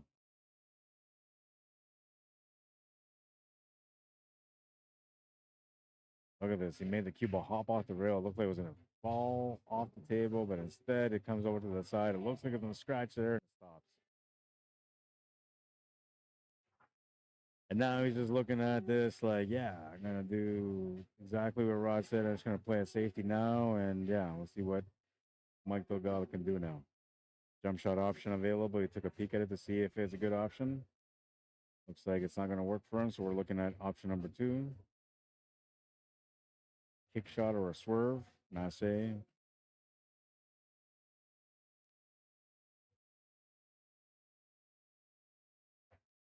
Kick shot is what makes the most sense here. A couple of different ways, but you have to be really accurate, okay? So, like, if you try to make the shot to go here, right, like here, and then you get the wipeout to, like, hit this 2-ball here, the 2-ball should be able to go this way, not to the side, but then come back like this way. That's what it should do. But you have to be accurate on the kick shot.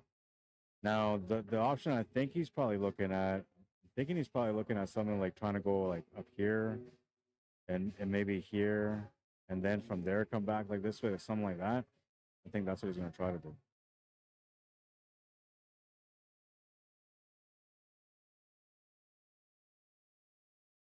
Oh, no, he's seen the line that I was talking about. That was a good effort.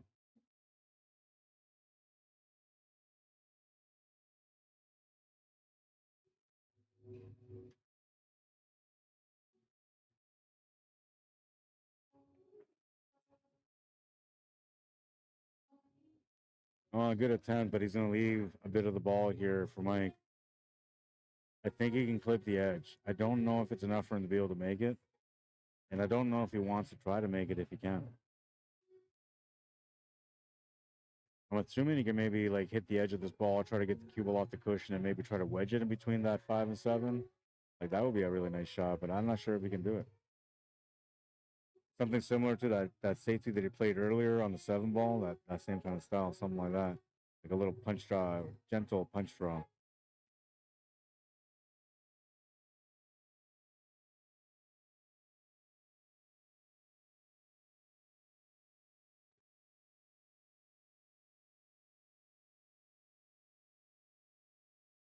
That's what he was trying to do.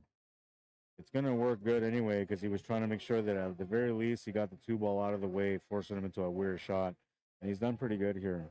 There's a jump option, a kick option, but both of them are challenging still.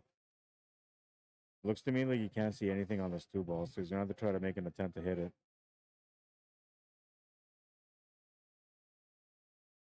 Looking at the halfway point on the long rail kick. It's almost true line. It kind of is and it kind of isn't. True line.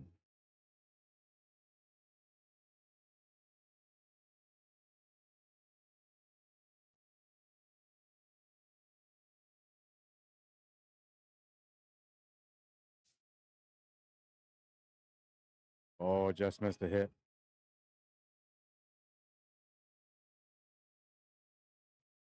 Ball in hand for Mike. Chance to take the lead.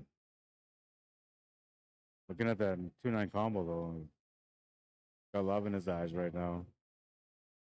Yeah, he's got love in his eyes. He's checking it out.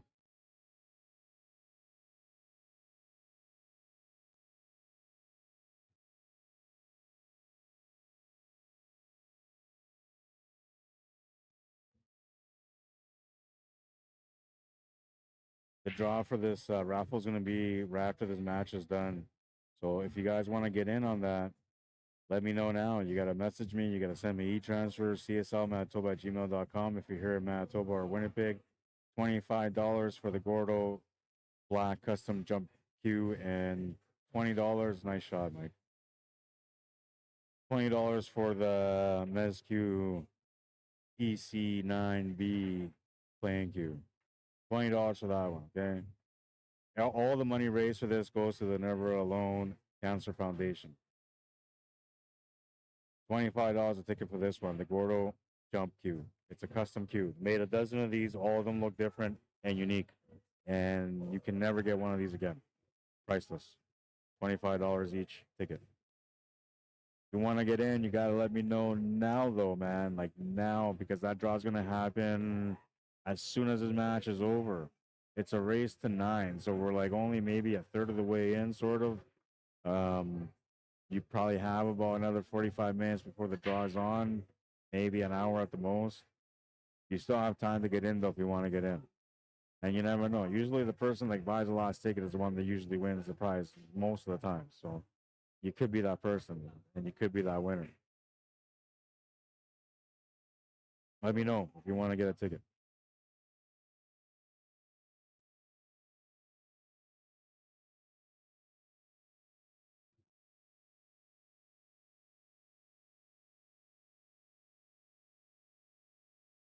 Dan Anderson says, let's have a good one. Then he says, more safety play this match. Oh, for sure. Nelson Boy said Mike wins 9-7. Ooh, I like that prediction. That's a good prediction.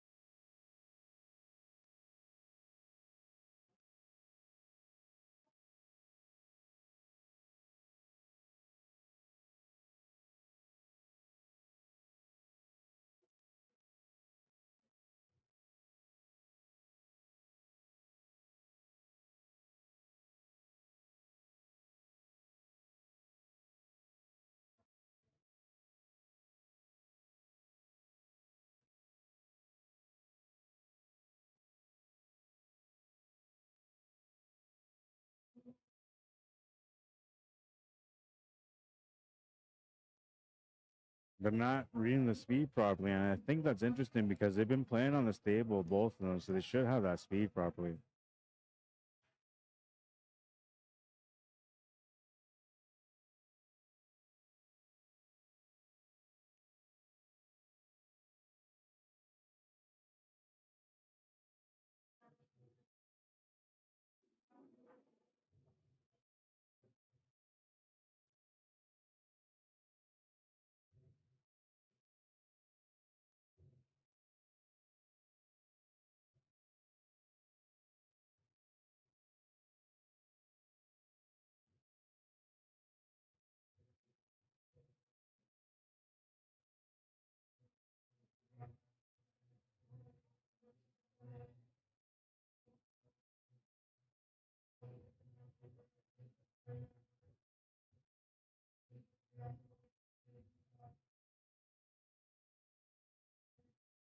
Oh, he's going to get that lead here. This one has a sign that it's going to go all the way, but we'll see, man. 9-7 is a prediction so far.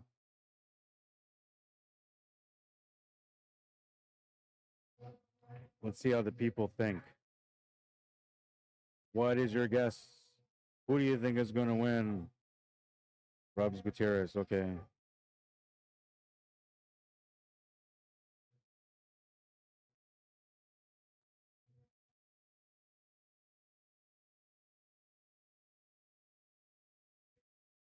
I gotta pass my phone here to Mike because somebody's trying to buy tickets and I want to get him connected with them.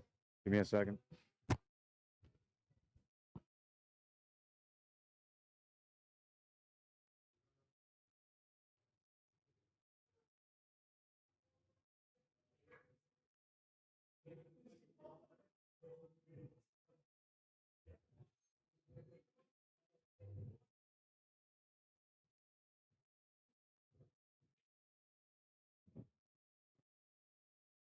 3-2, 3-2. We're gonna try to get right through. No, I'm just kidding. I'm not gonna do it.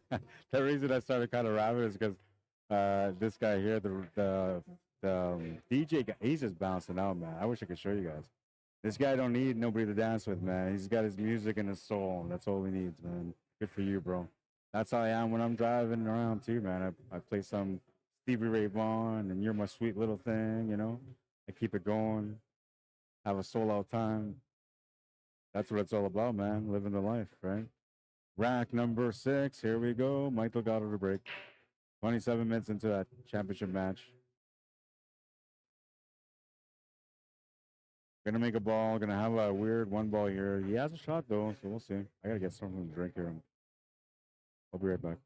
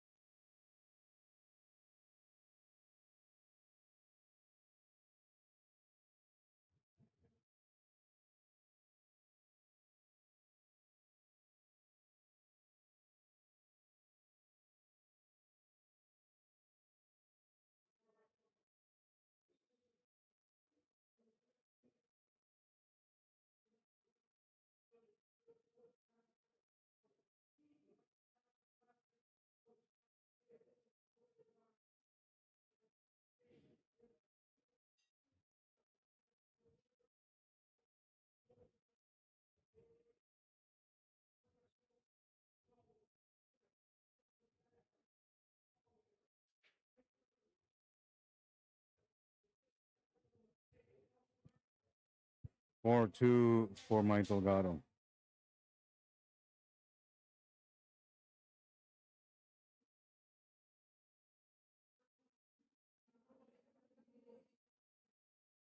Gonna get hooked here. This is bad. This is really, really bad. Because now like a 2-9 combo's available. Not good, man. You gotta do something here to disturb stuff. You might have to hit the 7 intentionally, take the foul to push that 9 ball out. He's gonna try to do the kick shot on the 2-9. At the very least, he's got to hit the 2. It doesn't matter if he doesn't make the 9, but he's got to hit the 2 so he doesn't give a ball in hand.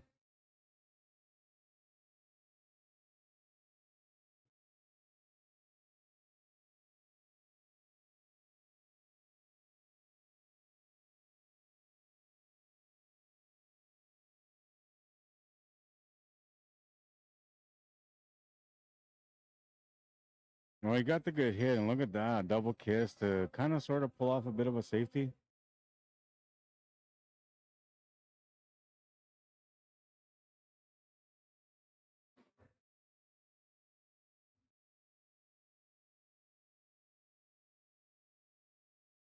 Left on edge of the two.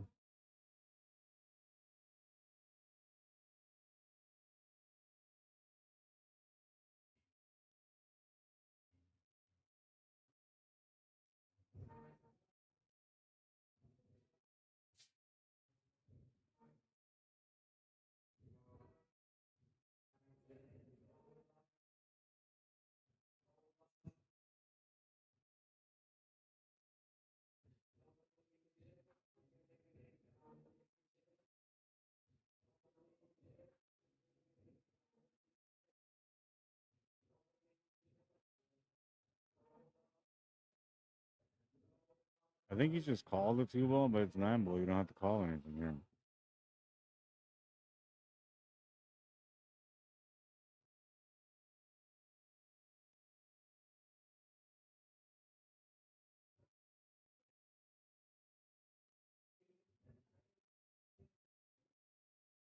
Trying to play a safety. I think he's got somewhat of a safe, but I think this should be okay to throw around this here. He's looking at the jump option or the swerve option. That's probably what I'd do. Just a little masse here. He didn't even have to masse. He could just throw it around. Challenging three ball here now, though.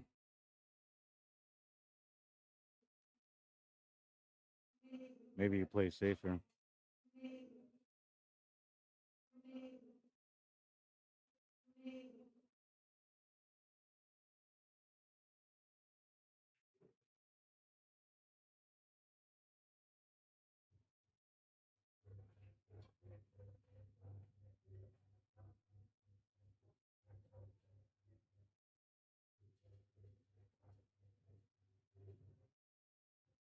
Yeah, I kind of felt like that was the way he was gonna go.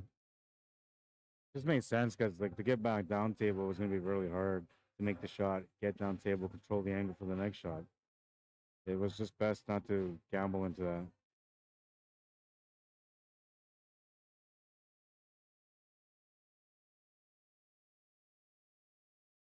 I gotta go get my phone from Mike.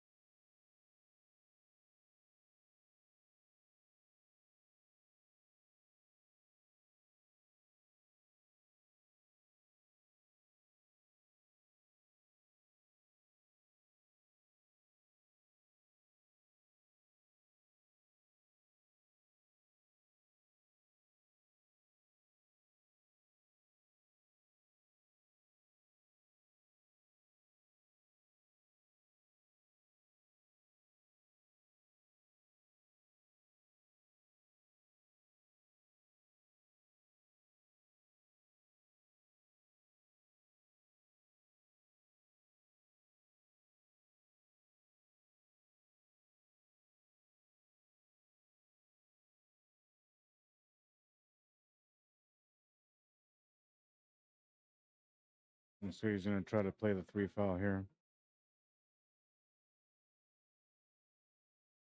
He hasn't replied yet. How tight can you?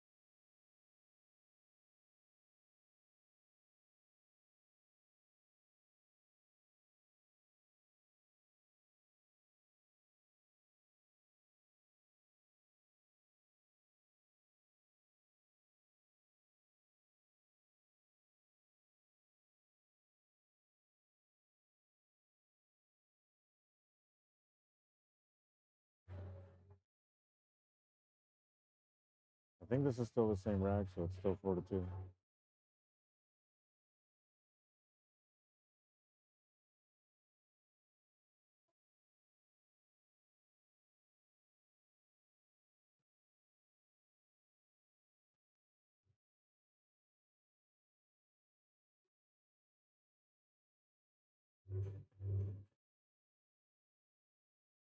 Well, Last thing, If we- Tyrone just sent me an e-transfer while I was sending that guy my info on your phone. So yeah, whatever. If by the time the draw comes, he hasn't sent the money, then it is what it is. yeah. And if he sends it after the draw is done, then you just gotta reimburse him, I guess, or cancel the e-transfer.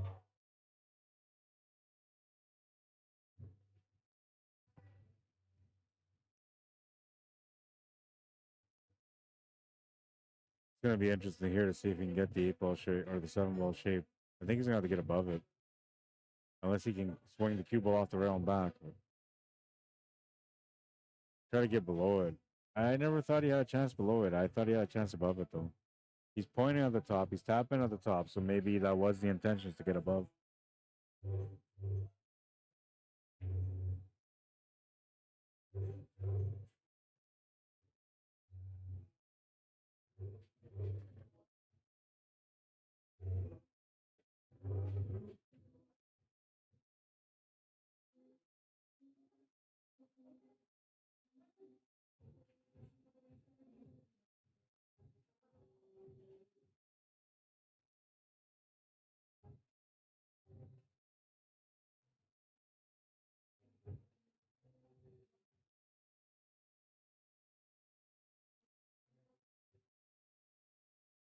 You have to be careful. There are two things. One, you needed to get that cue ball at the top of the table like you just did.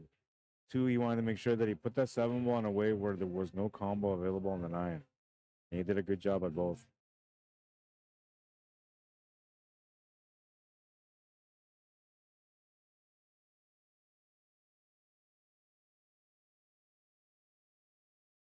Freeze hook shot, maybe? I don't know. Can definitely skim off the side of the 7 and take the cue ball down table, but hits it too thick, and the 7 will come out open.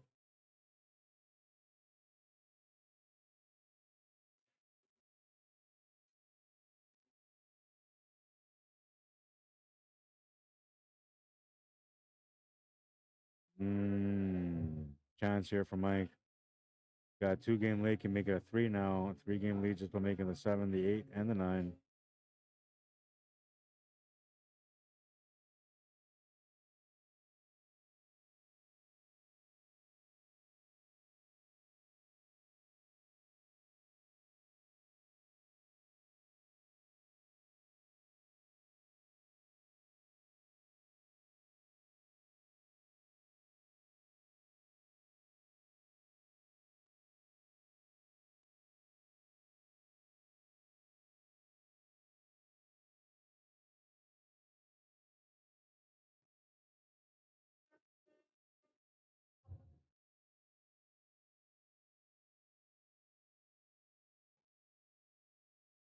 Makes the 9.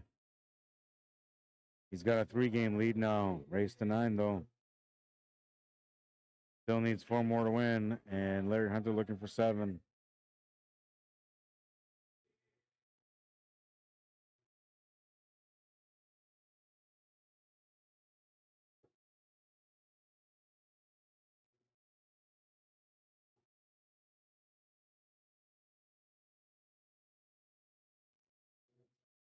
Rack number 8, Larry Hunter to break.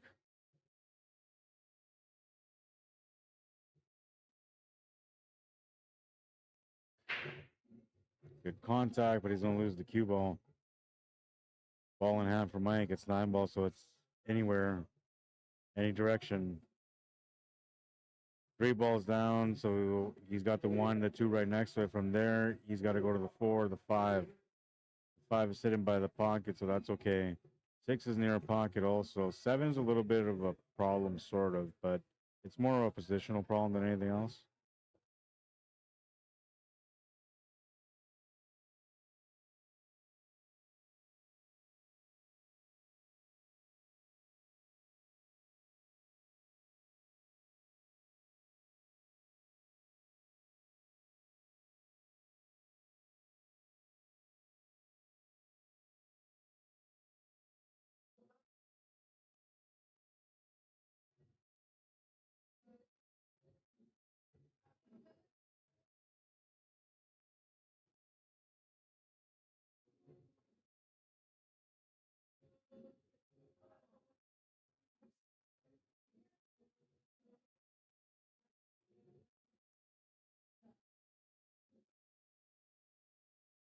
Three-game lead at the moment. Got a chance to make it 4.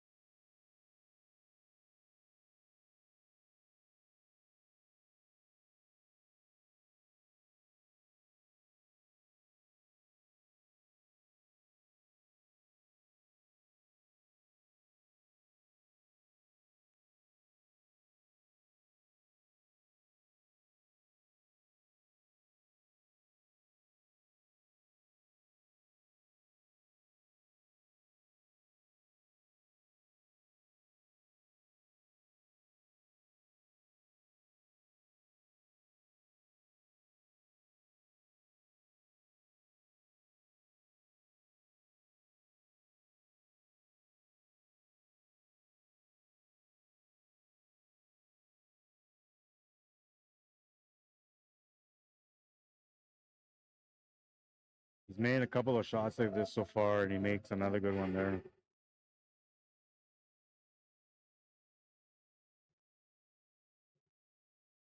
A little bit of angle to work with, not a lot, but I think it's enough for him to get back up to the 7.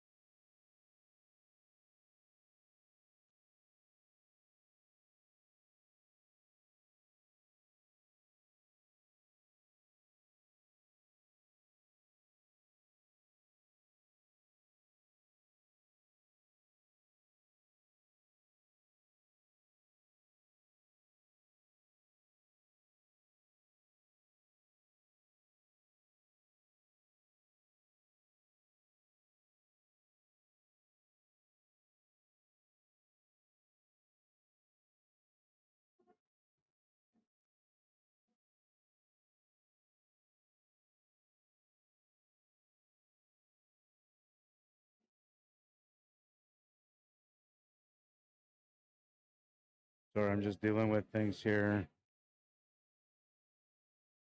Okay, so Mike got out there. He was up 3 games, so it's a 6-2 now.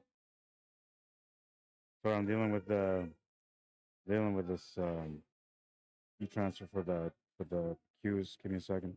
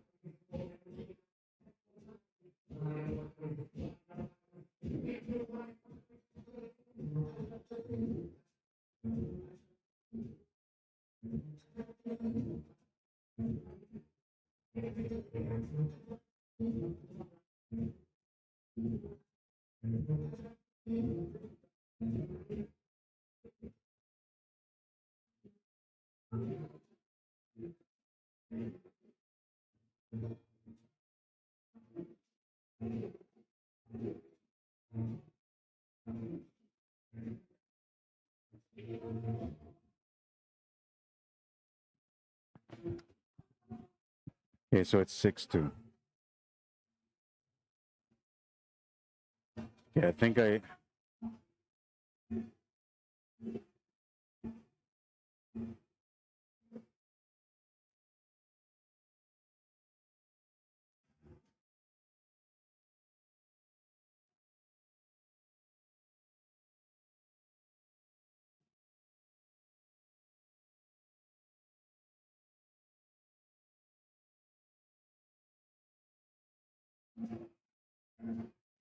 Right, so Q Raffle's coming up right away, guys. Once his, well, not already, but once his match is done.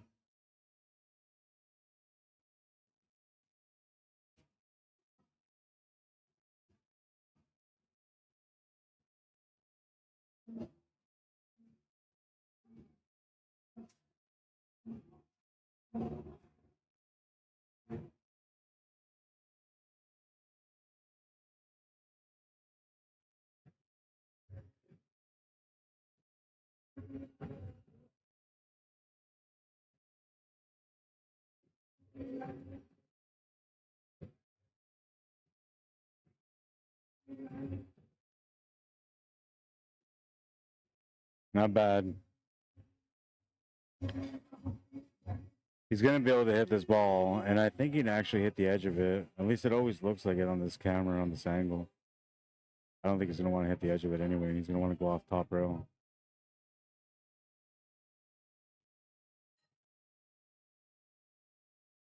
And I like that he took into consideration how to hit that, because if he hit this 3-ball on the left side, it would have pushed the 3-ball out on the open, but because he hit it on the right side, it pushed it towards the rail.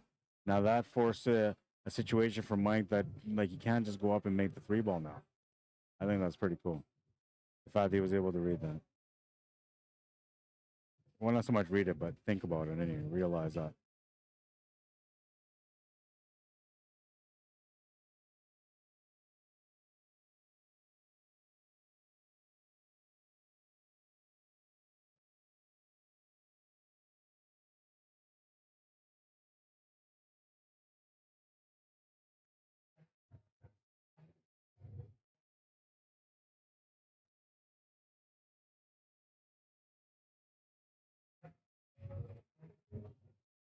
Good luck. Mike Delgado says Chester Sombrado. Jonathan Campbell says, I feel being this late had another reason for them playing 9-ball quicker. Yeah, that's probably, you're probably right, man. Gordon Kerr says, thanks for the great job the last 4 days, Rod. You're a credit to the broadcasting field. Well, thank you for saying that, Gordon. Appreciate it, man. Mr. Tom Walker. What's up, bro?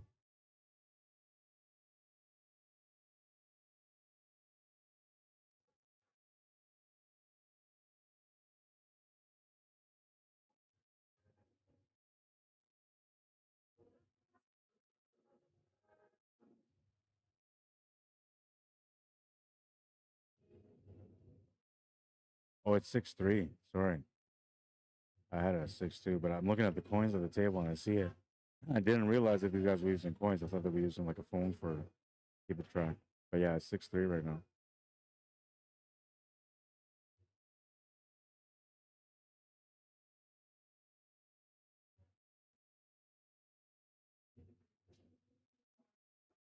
Nope. He kind of knew it wasn't there, and had he played it and it would have been in, he would have been maybe right on top of that 8-ball with no shot anyway.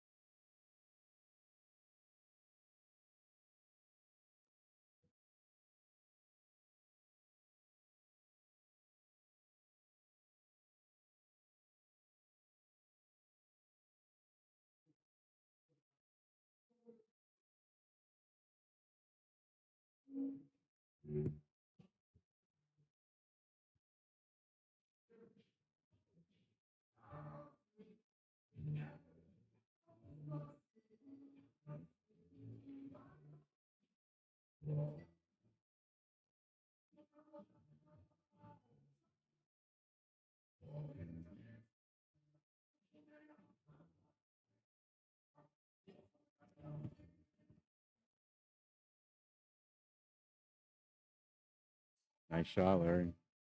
Little bump on the nine's gonna help out here.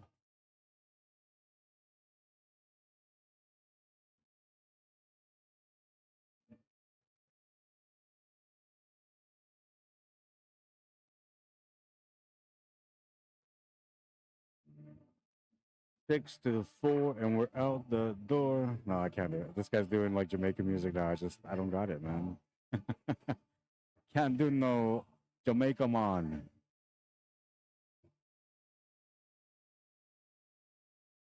6 to 4, race to 9.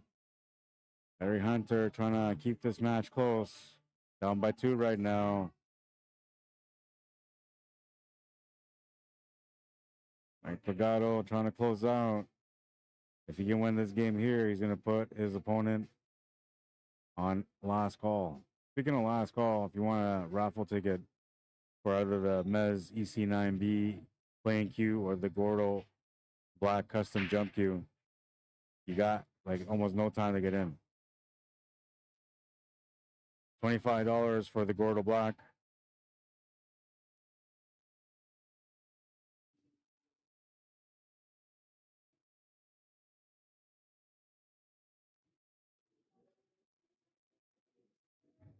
So I'm just sending the pictures to Rubs here.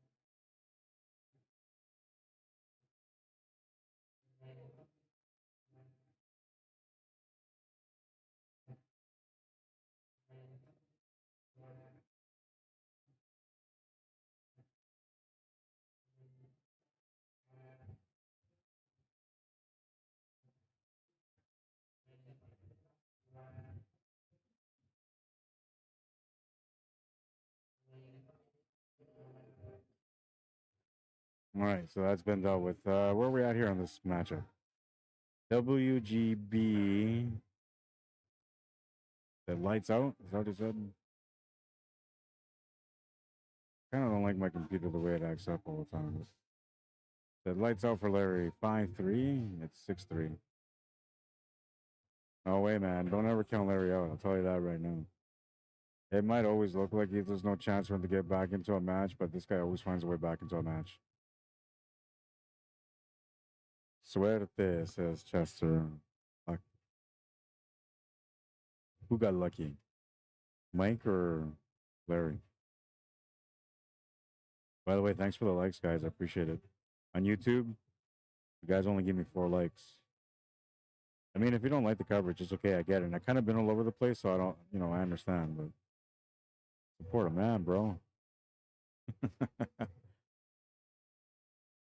Someday, and that day may never come, I will try my best to support you too.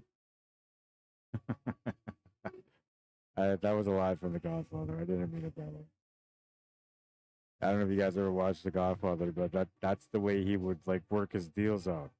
He always says, someday, and that day may never come, I may call upon you to do me a small favor. And now a small favor was always like killing somebody, man. Like, he just never wanted to say it that way. Godfather was a cool show, man. Cool movie.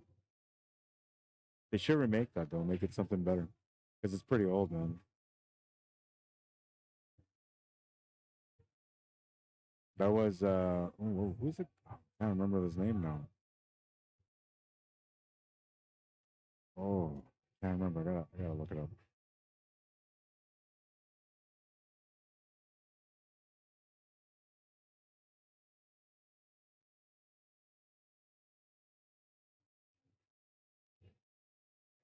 Mario Puzo, that's what it was. So he created that, and he had another. So out of all the movies and everything, he had another one was called Omerta, which is like to do with the whole swearing in of becoming a mafioso. Anyways, they should make a movie on that too.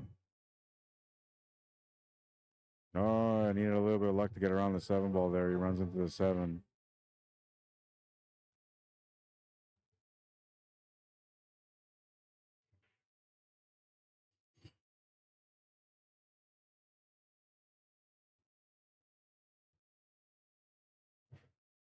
Thinking back to the beginning of this day, I came in. I looked at Mike at 12:30. I said, I don't know, man. I said, we did pretty good Friday. We did pretty good on Saturday. I said, I think we're going to be out here by like 4 or 5 in the afternoon. He kind of looked at me like, no way, man. I was like, oh, yeah, it's going to go fast. It's 1:16 a.m. I'm still here.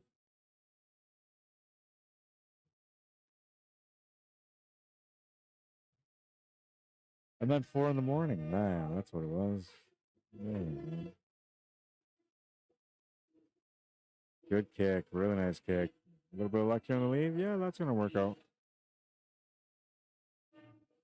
Long rail kick shot is the only way you can do it.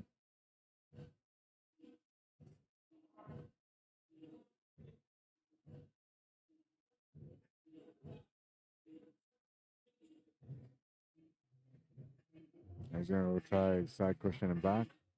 He's got room for that, too. The only thing about this, though, is that there's a good chance he's going to leave a shot on the 1 ball. Unless he's trying to hit it from the bottom and then use the 5 ball as the blocker again. Might be trying to do that. Yeah, that's what he was trying to do. And he actually got pretty close, but he's left the shot.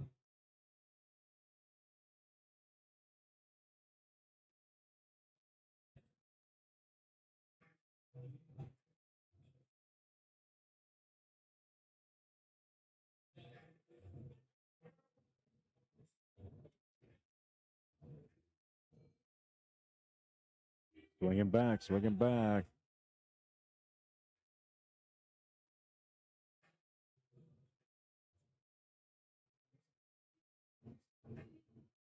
Uh-oh. Oh, he's just on it, I think.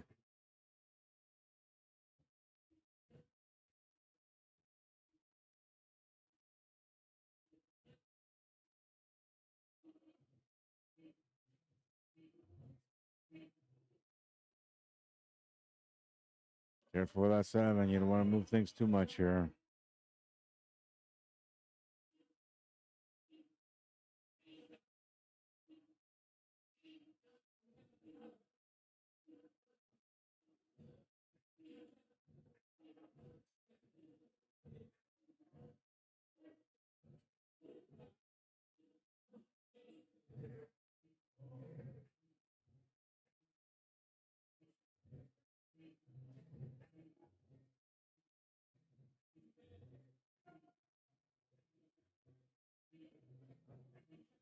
Oh, 7 ball went to a bad spot. The only option here is a safety or a bank.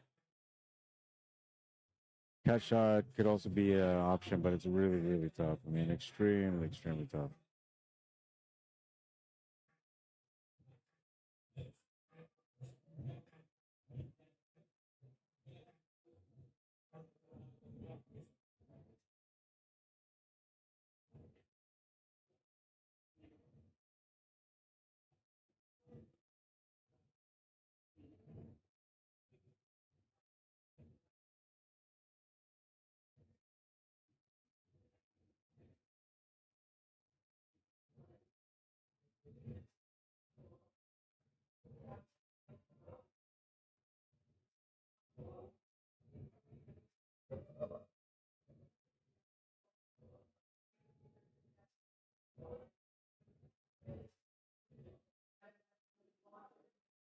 Made a long rail kick shot earlier, somewhat similar to this. I'm assuming he's going to try to do the same thing here.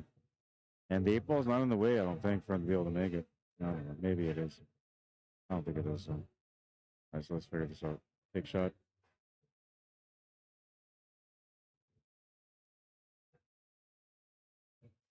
That's a hard way to make that shot. This way is not bad though. This way you can definitely get the hit on it. Oh, but he missed it. On the way back? No, he's gonna miss it altogether. Huge break for Larry Hunter. Right when it looked like maybe, you know, Mike Delgado was gonna take off on this matchup, Larry's gotten a couple of breaks. If he can finish this table here, he'll be down by 1.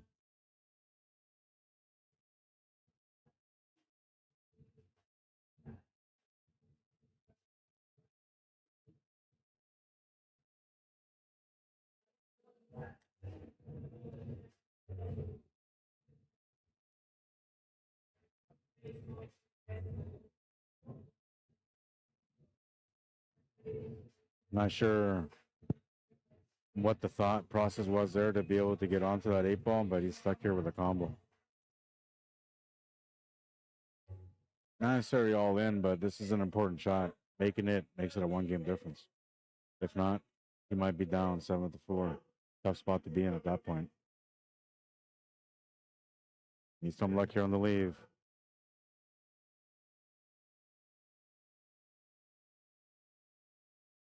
Well, Mike will see the shot on the 8-ball. The 9-ball's in a weird spot, so he's still not quite out of the woods yet. He still has to find a way to get onto that 9-ball to finish the rack.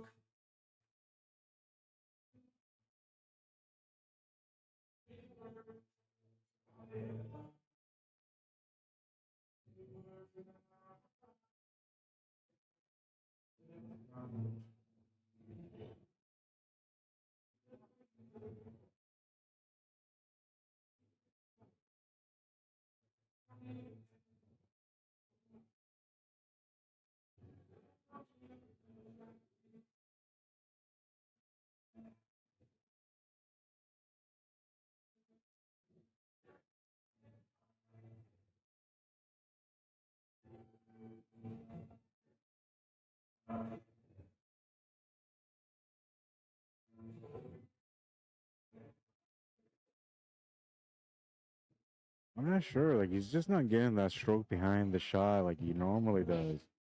Here, like, he should have came right across to the right side cushion, but he didn't get not even halfway there. Well, I guess he got halfway there, but this is not easy.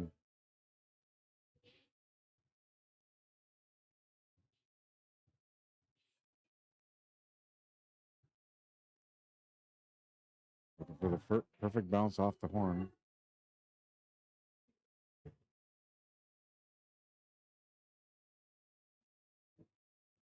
Ah, what a beauty. Nice shot, Mike. Nice shot, man. 7-4, 2 away from winning the championship. Larry Hunter needing 3 to catch up and 5 to win. Runner-up last year, trying to get the title this year. A little bit of a grudge match with Mike Delgado. A couple of different opportunities where they butt into each other and they both had their ways with each opponent. Now they're in this matchup and it's like, this is the one. This is the one that, you know, dictates what happens next. The next time these guys meet up. Rack number 12. Larry Hunter to break. Looking for some action. Gonna make a ball right off the hop, but he's also gonna lose the cue ball. Mike Delgado with a ball in hand, a chance to get on the hill first.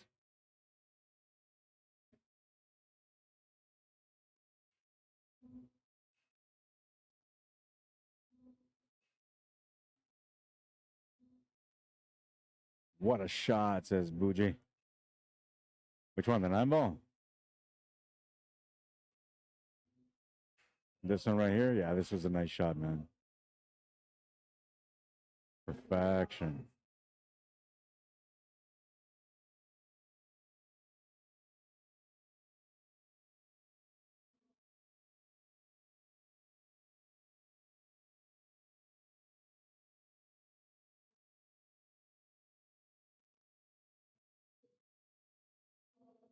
Yeah, he's looking really good to close out on this rack. Match is still not over, though. That would only put him on the hill. But he's looking pretty good for it. The setup, to lay it on this table is perfect.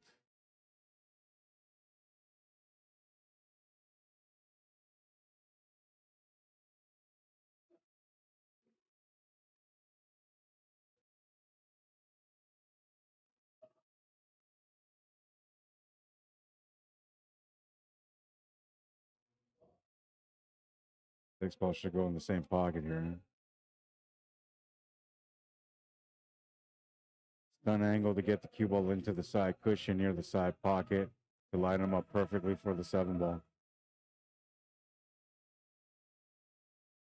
Here, and then from there, here, and then from there, here.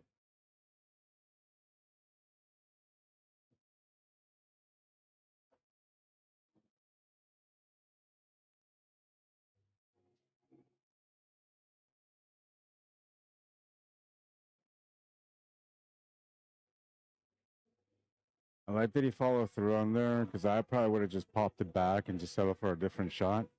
But he followed it through. And honestly, like he's just not getting, I don't know, the speed is a little off for him today.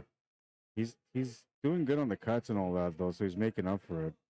But position, he's been off a few times so far in this matchup. That won't matter though, he's on the hill.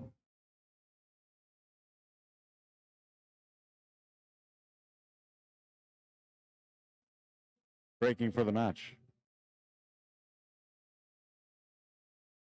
Larry Hunter on last call. He has to do his best to come back in this match now. Does he feel like he still has a chance? Hell yeah. He's that kind of guy that never gives up. Will Mike give him a chance? I'm assuming he will because that's the way pool usually works.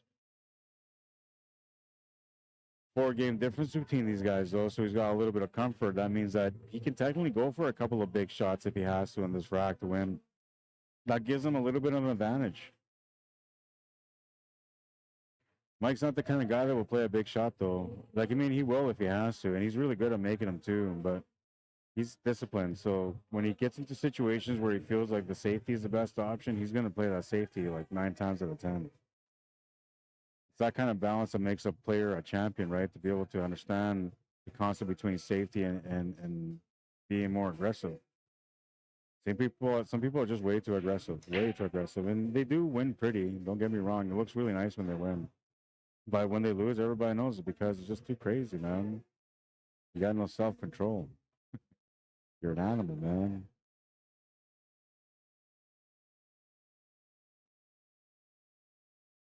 Two ball's in a funny spot. That's why he's tapping it there because he knows. I wonder if he just goes side pocket here. Try to get above the 2 ball. I don't think it goes past the 9 though. And I don't think you really want to draw off the 1 into the 5. That will push the 2 ball towards the right cushion. And if you got into the 2 and not the 5, that will push the 2 ball up table. Which that wouldn't work for you either.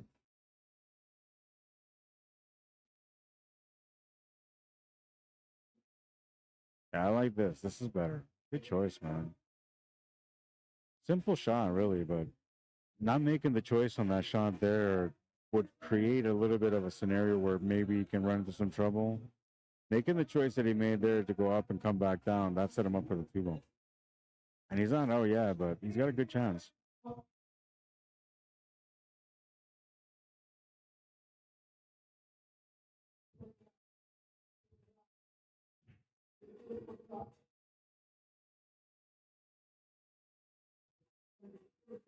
This was a nice shot, man.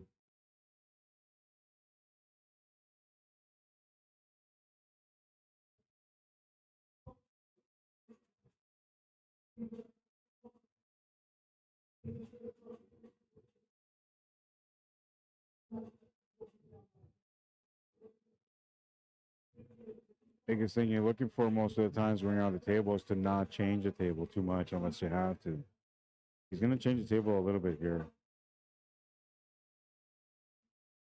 Oh, he put way too much into it, but look at that. Going to get lucky, and the 4 ball is going to go in. That's going to keep him at the table. And not only did he get lucky on making the 4 ball, but he might have actually got lucky here on the shape of the 2.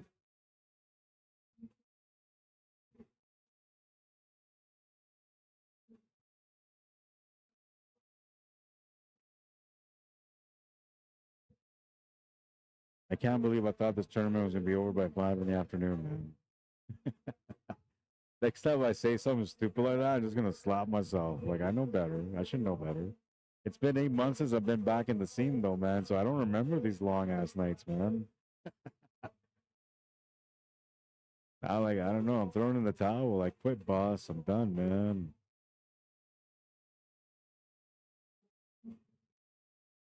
Playing smart. Not gonna work though. He's gonna leave a shot here.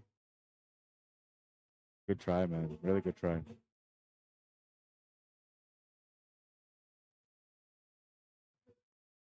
Mr. Greg White Eagle, how you doing, man? Welcome to the stream.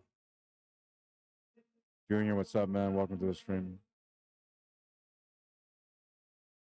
Good morning to Romel Boy Hippo, says Bougie.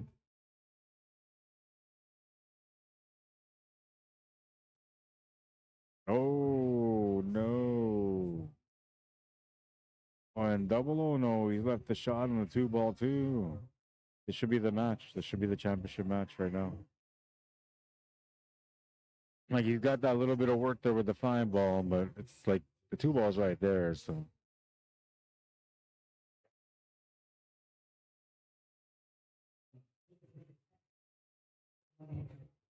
Closeout time.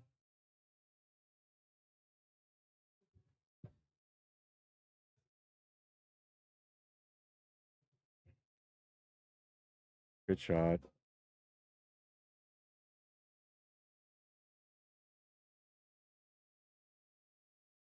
Yeah, he should be out now. It'll only be mental error now if he doesn't get out.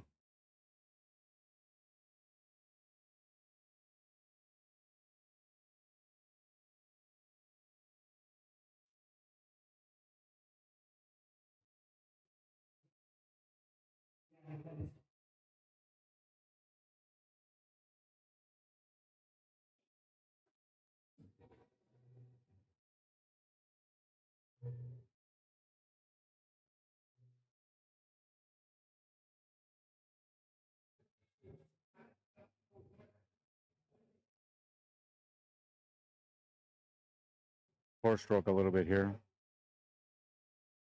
He can only do so much with it. I like the way he thought about this, just playing it through. He could have tried to force it more and get a little closer to the 8, like higher up on the table, but this is perfect, man. Got the angle, come down for the 9.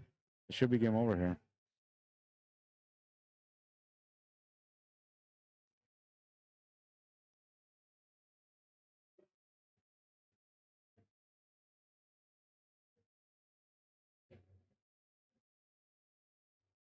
That's the match.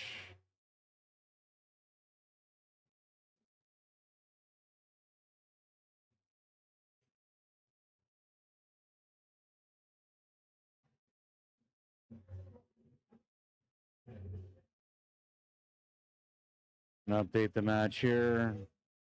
Make it official, 9-4. So congratulations to Mike Delgado. He is going to be the 2nd annual Gordo Black Memorial Tournament champion, earning himself a total of $2,450 for first place. Larry Hunter, no shame on the way he went out. He went out runner-up last year. He went out runner-up again this year. It's just a repeat, but this time around, he's got $1,500 in his pocket, so not a bad day for him, man. Shannon DUCHARME finishes in 3rd with 1,000, and I'm not sure the rest of it, but I think Mike finished in 4th, which I think was around 750. Yeah, it was a good day for a lot of these guys, man. Good playing. Congratulations to everyone that won. Thank you to everybody that tuned in and watched the stream. Thank you to everybody that supported the stream throughout the weekend by liking and sharing it. Those of you that took the time to interact as well with comments, man, I truly appreciate you guys. It was a good time. It really was. I enjoyed it. They're going to do the draw now. Yeah. Yeah. So they're going to do the draw now. And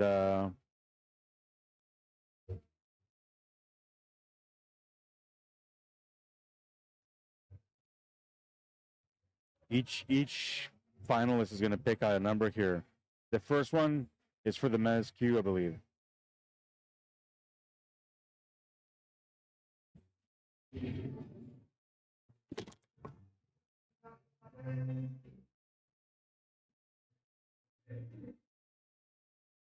Hey, Sean, what? Yeah. Congratulations, Rayshwan. Rayshwan won the Mez Q. Rayshwan.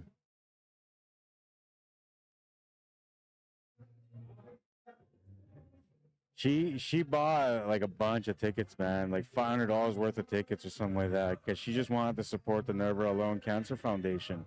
She's not a pool player by any means, and when she got the tickets, it was all about supporting the work that Mike's been doing and to honor his friend Gordo Black. When asked about if she won, if she was gonna like keep the queue or sell it, she said she was never gonna sell it. She would keep it forever. I don't think she'll be a pool player though. Again?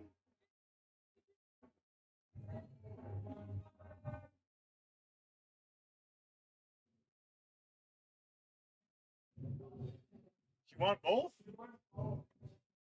Wow. Rayshwan won both of the cues. She's not a pool player, and she just won like $3,000 worth of cues, man. Everybody's checking the tickets to make sure like that it's legitimate, that like there's different names in there, and there is, man. And Mike didn't pick the ticket out, and neither did Rayshwan. It was the players that picked out the ticket. Each one of them picked out Rayshwan.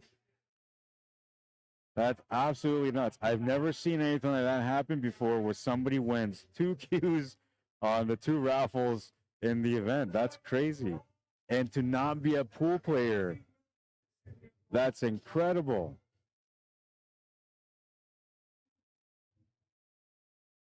Wow. Congratulations, Rayshwan. Congratulations, man.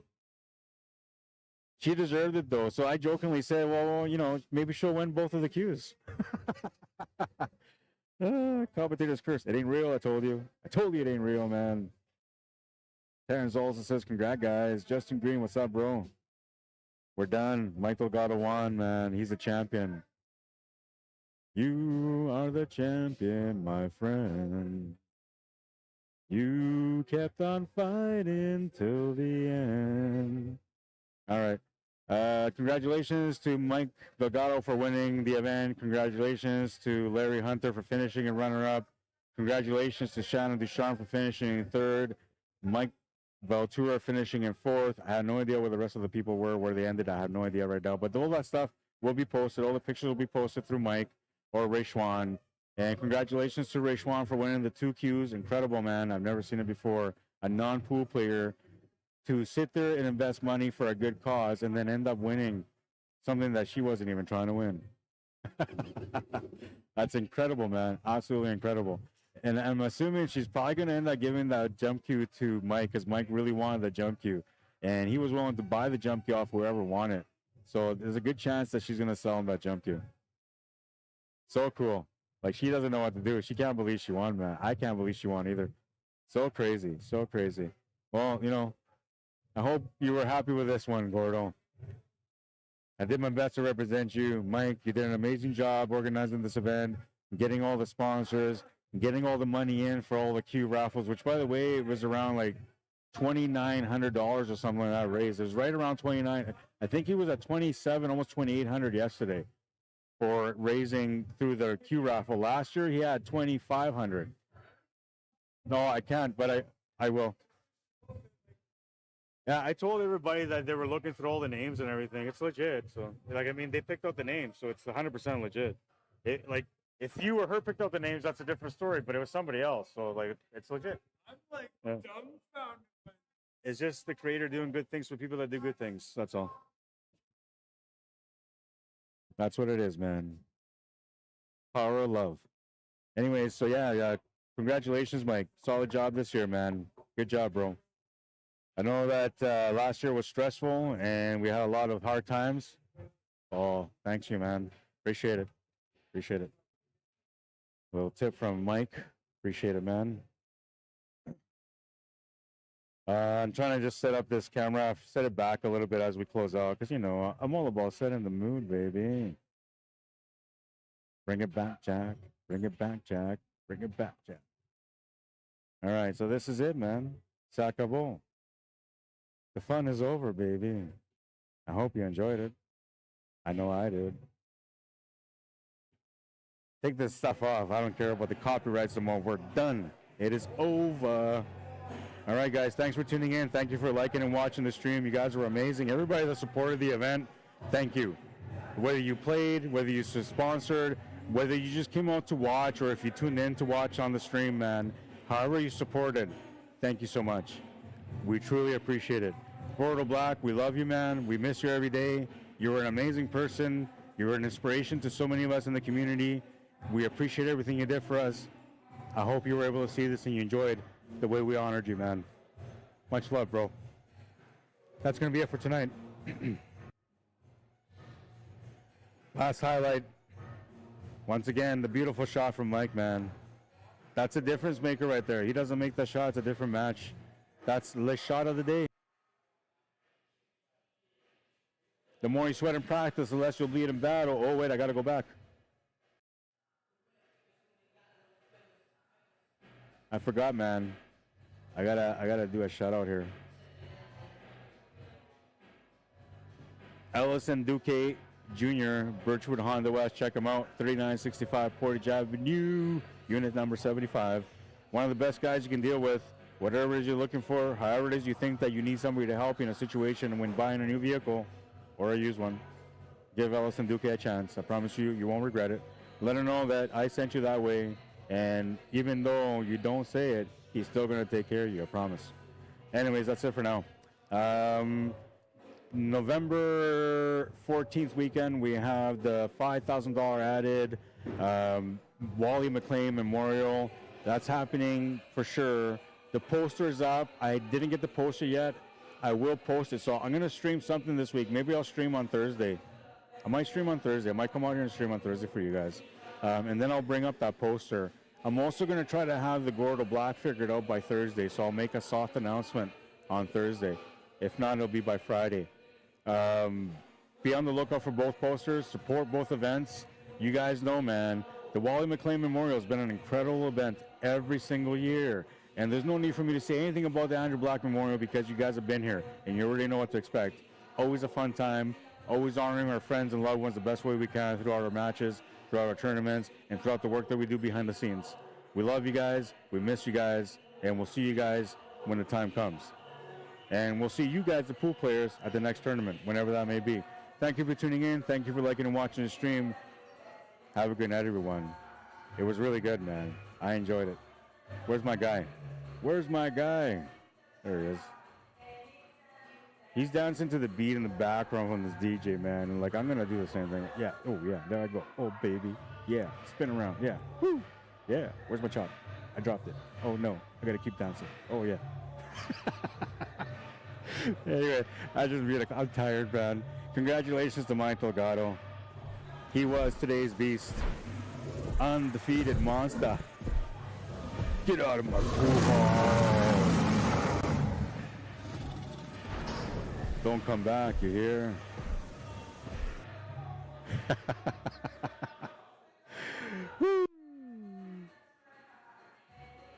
The more you sweat in practice, the less you'll bleed in battle, man. I'm going to keep saying it over and over and over again.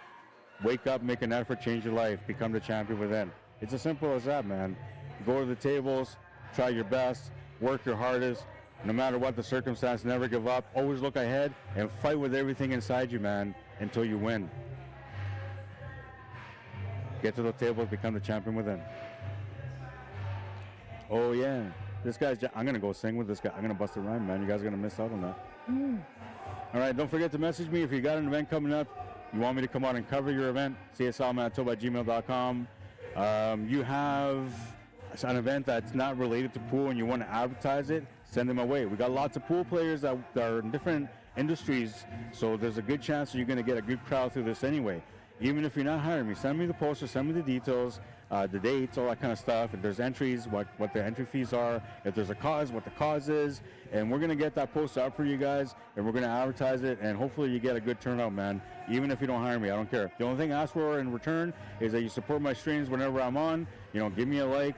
Maybe some days I'm not going to be on my best game, but you know that I love the game every day no matter what. So on those days when I'm not doing a good job and I'm a little rough around the edges, just like it anyway because, you know, I am still trying. I might be tired and worn out and, you know, all that kind of stuff, but I'm still here. I'm still laughing, I think. From the inside to the outside or outside of the, I'm not sure. Something's going on in my body anyway. I'll see you guys at the tables next time. Thank you for tuning in. And it's been a great time, man. Awesome. We're going to go to the outro and check out the comments if there's any comments. I do that out of courtesy because sometimes people are like, yo, Rod, thanks, or yo, Rod, whatever. And so, like, I tend to forget, and then I don't do it. So I'm doing it every time that I'm going out. I'll go right now. Let's go check it out. This guy's doing some reggae, man, and I'm like shaking back and forth, like, yeah, where's my tequila? Yeah. Great job, Rod. Get some sleep. Safe ride home. Thanks, Harold. It says great job to girl to do the scoreboard. Yeah, so Ray Schwan. And so just so you guys understand a little bit more about Ray Schwan, she did so much, man. She is the reason why this tournament went as smooth as it did. It was amazing, man. Terrence also says, congrats, guys. Tio says, what's up? And Grat says, y'all. Hang on a second. What about it? Look at those nice wood grains. Oh, yeah, I see it, yeah. It's Beautiful, man. I can't believe that. It's crazy. Like, it's beautiful. She's going to have no choice but to learn how to play now. She just said that, too. Yeah, no choice. Like, I'm going to have to learn to play pool now. It's a gift from God. It's crazy. All right, guys. So that's going to be it for tonight. Don't forget, if you guys want to find me on Facebook, you can find me under Rod Arriagada, CUESPORTSLIVE, Manitoba. But if you just type in Rod Arriagada, you're going to see the rest of it. You'll know it's me, man. I got a picture of me in Las Vegas when I went out to the ACS Nationals last year. Or not last year, the year before that. Sorry, I didn't go last year. No, wait, I didn't go this year. Yeah. I plan to go next year. I went last year. I didn't go this year. I'm hoping that I can get the job next year. I'm going to try to get the job for next year anyway. And we'll see how that works out. All right, thanks for tuning in. I know there's nobody left anymore. You guys are awesome, though. Thanks for stopping by. Gordo, we love you, man. We really do. I miss you. I think about you all the time, bro. And I know you're not here, but I hope somehow you hear these words. I miss you, bro. Till the next time. Have a good night, everyone. Cheers.